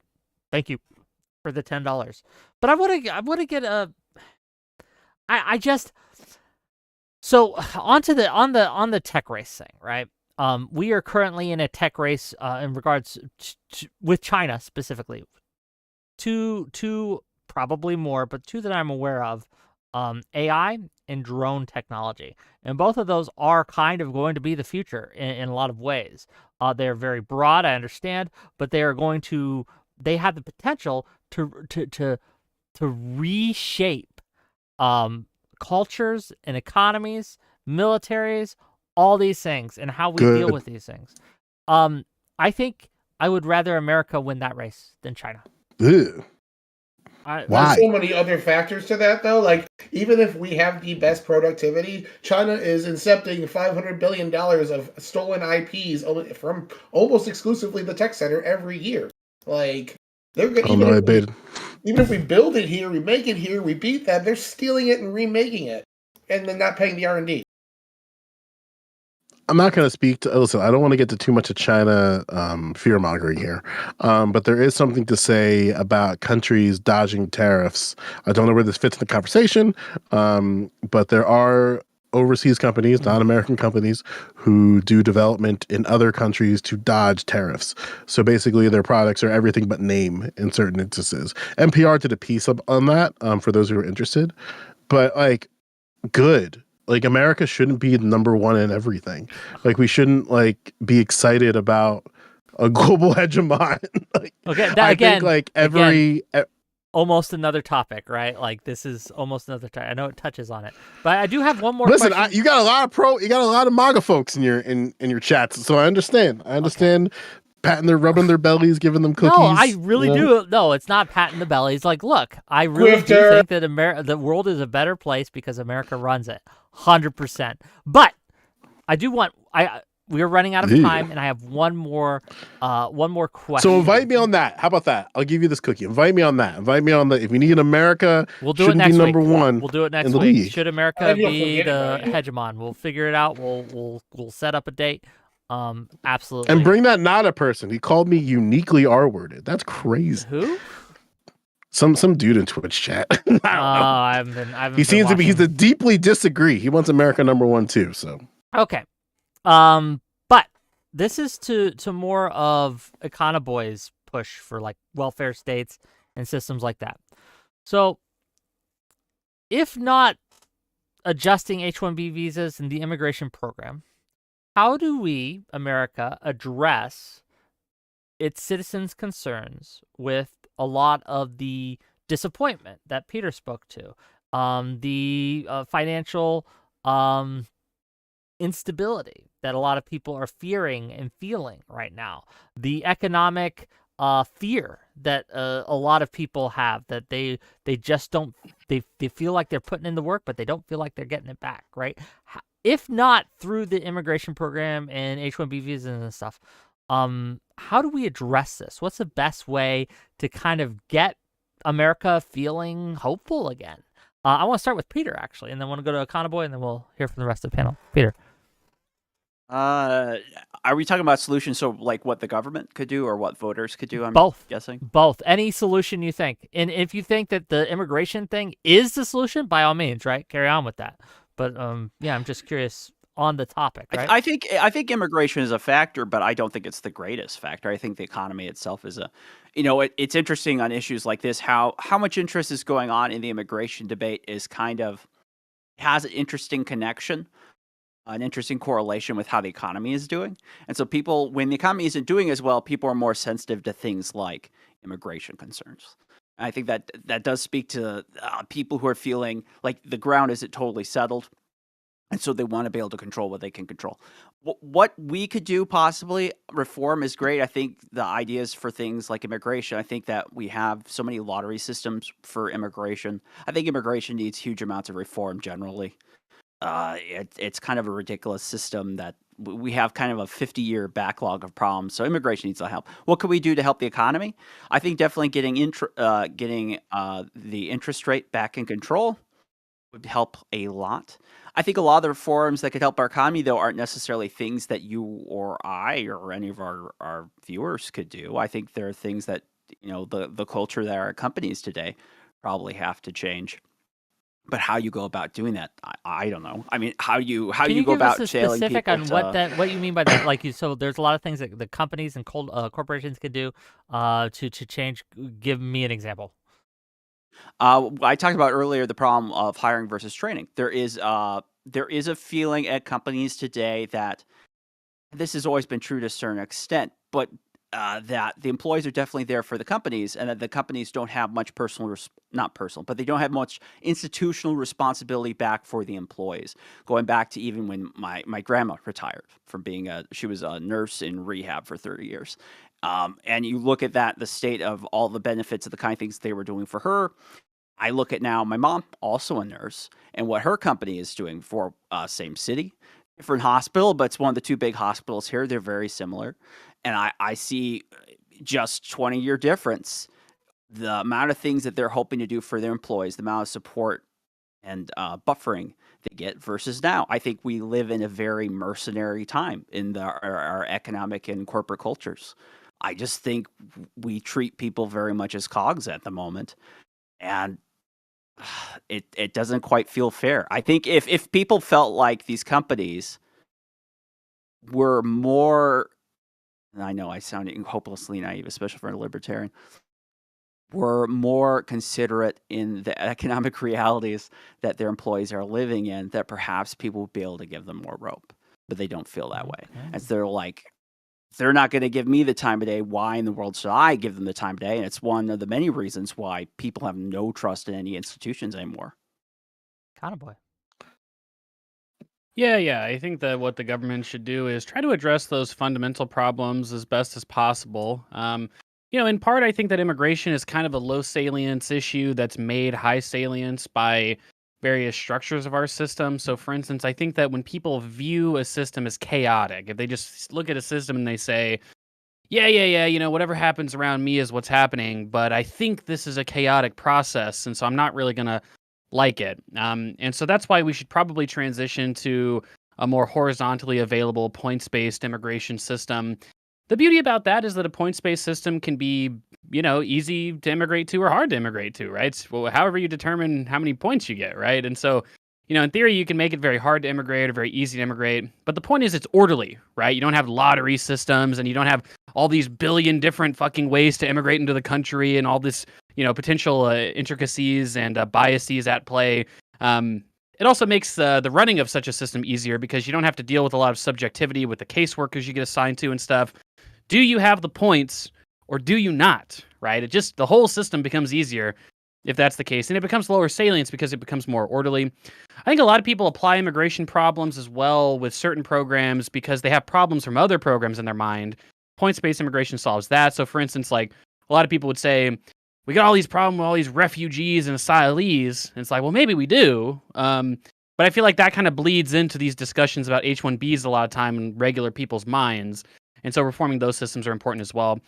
And then most fundamentally, the last thing that I'll mention is that I just think that there's a lot of injustice with our market, for-profit capitalist system. A lot of people just have problems with how things get distributed in society.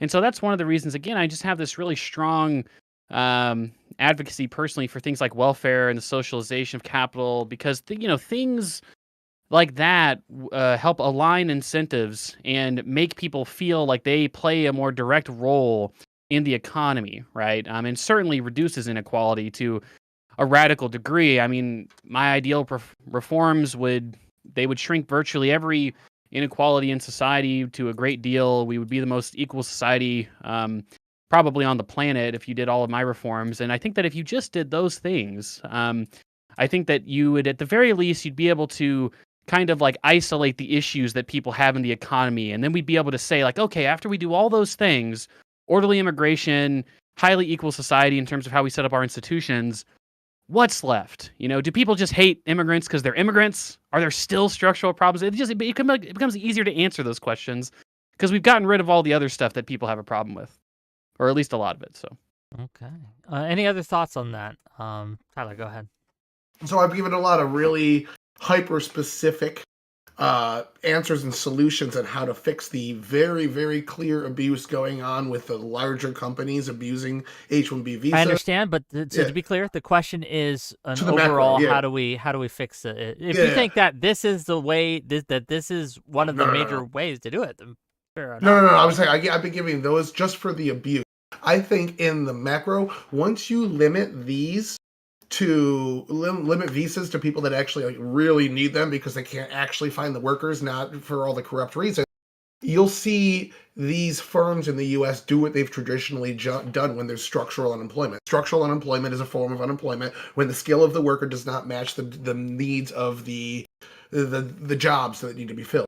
There's been all sorts of government training programs. How it currently works now, and this is from a graduate in this exact field of computer science programming, is you can get a local job. I did, absolutely loved it. But you'll also get calls from coding farms, and they'll pay you $60,000 a year. Take a third of that, take 25% of that, and then make you move to a city. So you're living in squalor for 3 to 5 years, working under this temp job program just to get the experience needed to use your degree. And I think that that's perfectly legally fine. We need more competition in that area. We need more ways, and I feel like if you're inspiring these companies to actually go out and train their workers and not just hire some crappy third-party firm that treats us all like cogs, you'll start to see those ways unfold. When you have less programmers than the jobs needed to be filled, you'll start to see that outreach happen, and it has. In the last decade, we've seen our college graduates for computer science increase by 12%. We have the people. We need to get them into jobs, get them into training, get them into mentor programs that we've done away with in terms of this third-party hiring to let someone else handle. I think that we need that innovation back into this process. Let me read a couple super chats, and I want to hear from Joe and from Zephyr, and then we'll wrap it up. Trashy for $10 more.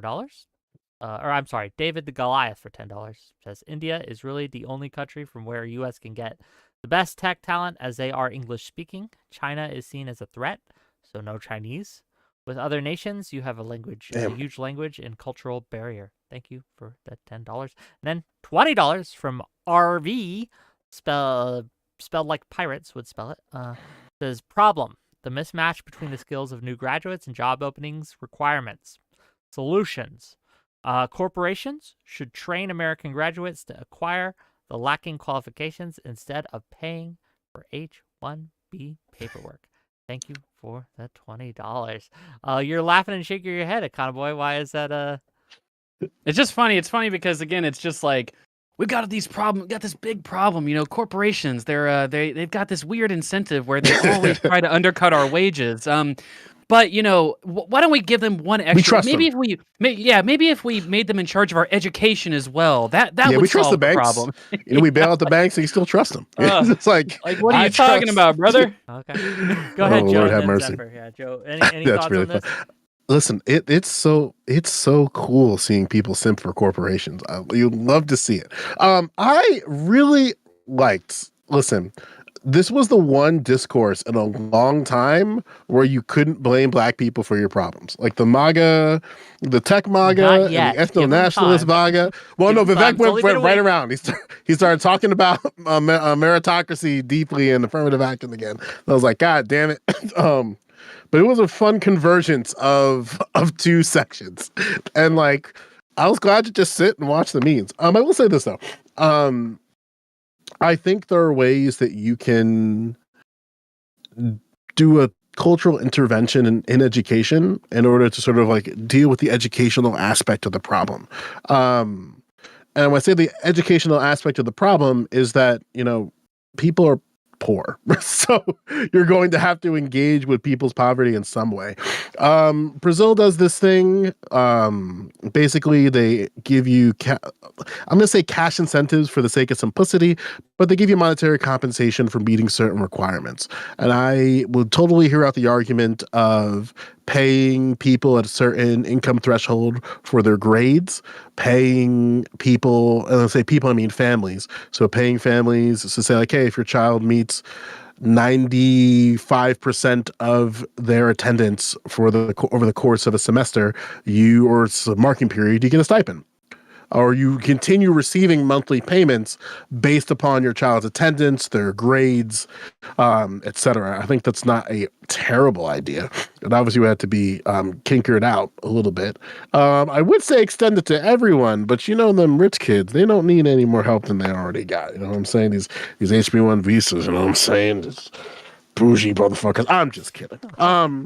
But yeah, like there's ways to tackle the immigration problem broadly. I just don't think corporations should be having any type of say of who gets green cards or not, who is an American citizen or not.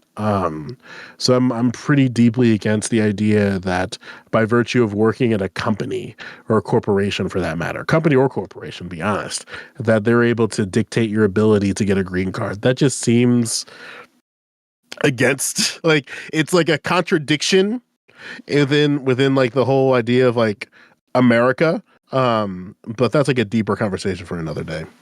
Okay. Well, thanks, and let's hear what Zephyr has to say. Then we'll get to closings, and we'll say goodbye. Oh, well, I can kind of wrap my closing. Yeah, this. we could do that. Well, then before you do that, if we're just gonna go directly into closings, which we can, gang, this is the first show of the year, and I think it was great. It was a great discussion. We had some great talks. It got a little wonky at times, but this is a serious issue that we need to talk about. I want to thank all my guests. I'm going to add Joe Lewis's contact information into this, but you can find all. Damn, they gonna take me out to dinner? We can find all. Or not, if they okay. want, if they want to pay for your dinner, they can. Right? They should. You're going to be able to find all these individuals and links to all these individuals in the channel description. Okay, so the YouTube description for this video, you click on that, you can click on their names, and you can go and give them a subscribe, give them a follow, give them whatever you want to give. Okay, and please, they spent their New Year's evening. Okay, the first evening they spent with Wick, so reward them for that. Again, we got some great content coming up for this year. It's going to be amazing. Tomorrow, we're going to have a one-on-one debate, actually, between Quibbles Over Coffee and Portland is Burning over whether or not a woman who refuses to date a bisexual man is homophobic. That'll be a fun debate. So tune in for that. It'll be fun. 6 p.m. Eastern tomorrow. Gang, like button, subscribe button, throw me cash, all of it helps. But let's give each of these individuals closing thoughts on the subject at hand and, sell yourself a little bit. ZephyrHash, go ahead. All right, so I think it's just part of the human condition that anytime there's any problem that society at large is facing, we look for a boogeyman. In the 20s, 30s, 40s, it used to be commies. Then it became, at one point in time, it was just people of other colors. Now, in this sliver of time, it's just immigrants in general. Yeah, I'm sure we'll overcome this, but there's always going to be problem, and there's always going to be lame boogeymen to point towards, because the actual solution is extremely nebulous, extremely broad, and it's essentially uh, addressing the very basis of our economic and government systems in general.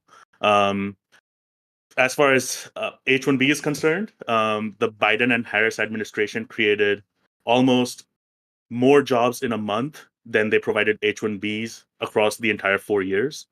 So I do not think that obviously we can break down in terms of fields, sectors, companies, things like that. But largely speaking, I do not think that H-1B workers are preventing Americans from getting any particular jobs.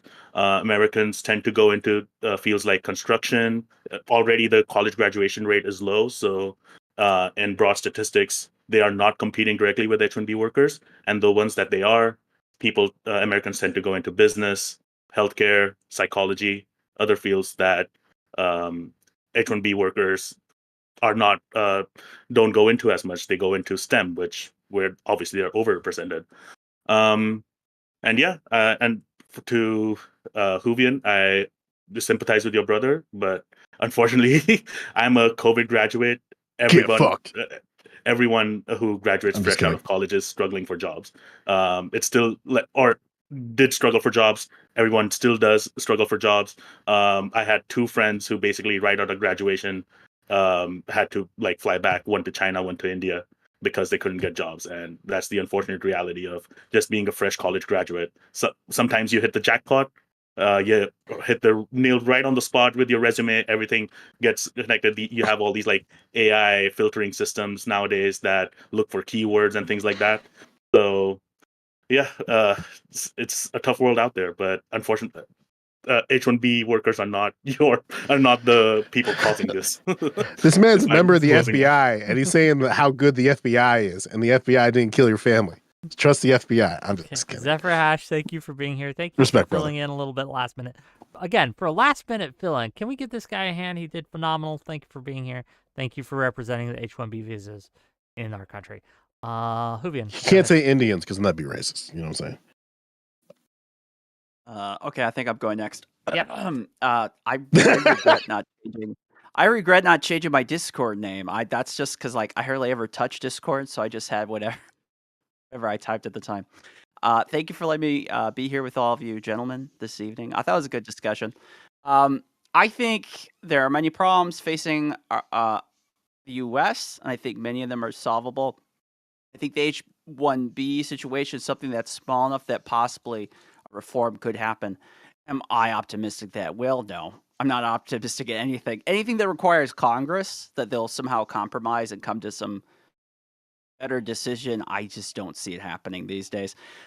That aside, there are many issues facing our country, and I hope that we can handle them well.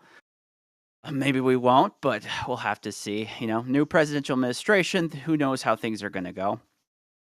But yeah, no, I think the H-1B, I think it is a net positive. I think immigration is a net positive. I don't know. I didn't really feel like I got to espouse my views. I think immigration is actually a very positive thing, and the fact that America is seen as this wonderful country of opportunity and freedom, and that people can come here to make themselves from the world over is a wonderful, great thing. I think sometimes we just need to make sure that everything's in order and working out okay, and as much as we can, make sure that people who are going to play by the rules are able to win. And I'll leave it there. Thank you. Okay, no, thank you for being here. Really appreciate it. You can check out his YouTube channel. It's in my description. Go there and watch his interviews. Some of them are great. Some of them are awesome. All of them are good. Tyler, please. All right, so I think it's pretty clear that I pointed out all the abuse going on here. I think everybody, for the most part, agreed with the abuse, and I don't think I got any agreement on the 100% tariff for offshoring jobs, but most of my solutions were agreed upon as well, so that's good to hear. I would say the intent of these visas is very good, and there is a purpose for them, but with 65 of the recipients getting paid at the lowest 34th percentile of people in the United States that in the same profession, I think there's generally some wage abuse going on, and with most of the top 30 companies working with offshore companies to get this job training to open up firms overseas, it's very clear this abuse needs to be handled before this visa is deemed as fully acceptable. I think if we clear that abuse up, both the Elon people and the MAGA people will at least be happy they got some of their concessions and they'll shut the hell up about it. I don't pay attention to Twitter drama much. As for Trump, I think Trump betrayed his America First message by siding with Elon, his biggest $270 million donor, over his 2015 hardcore fans. And I get why they're a bit pissed off by this. His first term administration did a ton to restrict H-1B visas. And now he's saying he's in favor of them and maybe even going to undo some of that. So I think I can get why his core people are pissed off about this. I think Sam Hyde of all fucking people made some really solid points that were veering on that whole old school 1890s socialist populism that you saw from like left-wingers at the time, like the industrial unions and shit. Like, it's pretty weird to see that the politics making weird bedfellows on this issue, but other than those reforms, I think if we get most of those done, I feel like a lot of people will be a lot happier with this decently good program otherwise. Okay, thanks for being here. Check them out on the link I've provided. Econ Boy, please. Yeah. I think when it comes to immigration, for people who are really against structures of immigration, you just have to really ask yourself why until you get down to the fundamental issue. And there's obviously there could be room for some fundamental disagreement. Obviously, if you feel like you just don't want these brown people browning up your country, well, then obviously I don't think I'd agree with that, right? So if you have some ridiculous reason like that, but if you find that, I think it's abusive because the market's like exploiting these workers. Like, well, the market exploits workers fucking all the time, right? So obviously, if that's your big problem, then you might look at non-market solutions or regulations or things like that. If your issue is like Tyler, oh well, these workers are coming in and they're getting their wages are being undercut. It's like, okay, well, if I have a problem with a capitalist business owner basically paying people less, well, then probably just cutting off immigration isn't a solution to that problem. It sounds like there's a relationship in the workplace that needs to be addressed there with some sort of additional institution, like maybe a union or whatever. And of course, if your issue is with the income inequality associated with, the profits to businesses and the lack of wages to workers or unemployment, well, then again, your issue should be how we set up the rules and how we tax and spend and how we regulate businesses that enables such an unjust and unequal distribution. So I think those are the big things that people should think about. It's not that you shouldn't look up for the source of your problems. It's just that when you look up and not necessarily at the workers around you, understand what the best solutions are to address those problems. And it's probably not, just kicking out a bunch of immigrants or making it harder for immigrants to work here. Gang, Econ Boy, always a pleasure. Thank you for coming and spending your New Year's with us. A link to his channel is in the comments. Thank you very much. And last, but certainly not least, before you do that, just so I don't get accused of favoritism later, $2 from In Pursuit of Knowledge. Joe always takes an opportunity to be racist. Nice. Thank you for the $2. Okay, Joe, go ahead. Nice. Listen, a part of this discourse that really frustrates me is we got to recognize that we're not talking about all immigrants. And the reason why those two groups that are so upset is because they just want to be racist towards Indian people. And that's just like flat, just what it is. And I understand there's a desire in broadening out the conversation to talk about just immigration generally, right? I understand that to be the case, but the tech MAGA and the white and the ethno-nationalist MAGA are fighting because an Indian American said, yeah, American culture sucks. and then everybody was just like, yeah, it kind of does suck. And then like And then all of a sudden you get the folks of like Laura Loomer, all of her adjacent folks, the Charlie Kirks of the world, the Ian Chungs, are just like saying crazy shit online. And it's like,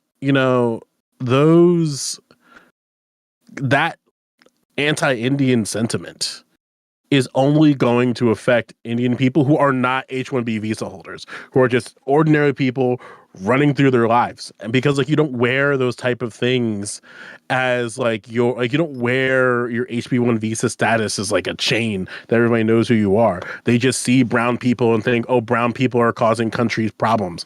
And that's a concern that I have.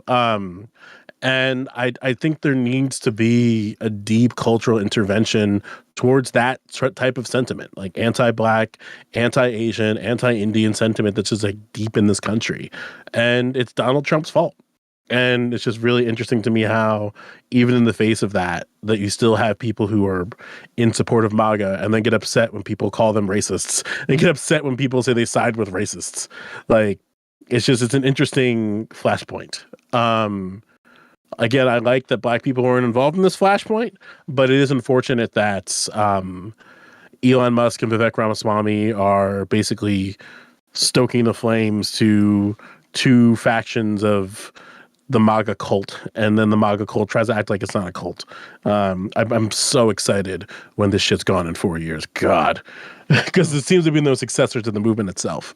But I do sympathize to folks like Zephyr, because I do have a lot of HB1 visa holders in my life who have the same problems that he describes, same issues with green cards, same issues with just the process of, and shit, like, God forbid you make a mistake while you are HB1 visa holder, like America will fuck you in the ass 6 ways a Sunday. So I sympathize with the situation. I really hope that I hope Donald Trump says something crazy so we can like start like talking about Black people again. That seems to be the easier conversation for a lot of folks. Okay, final super chat, $5 from Prairie Hash. Elon Musk's girlfriend is a half Indian. He has a massive soft corner for Indians. One of his kids has an Indian name, JD Vance. We all know that as well. Thank you for the additional $5. Okay, gang, we're rating out. I'll see you guys tomorrow. I love you all. Check out all these individuals in my YouTube description. I'll add Joe when I get a chance. I love you all. Bye. Wait, bye. Wait, bye. Wait, bye. Bye. Okay, now that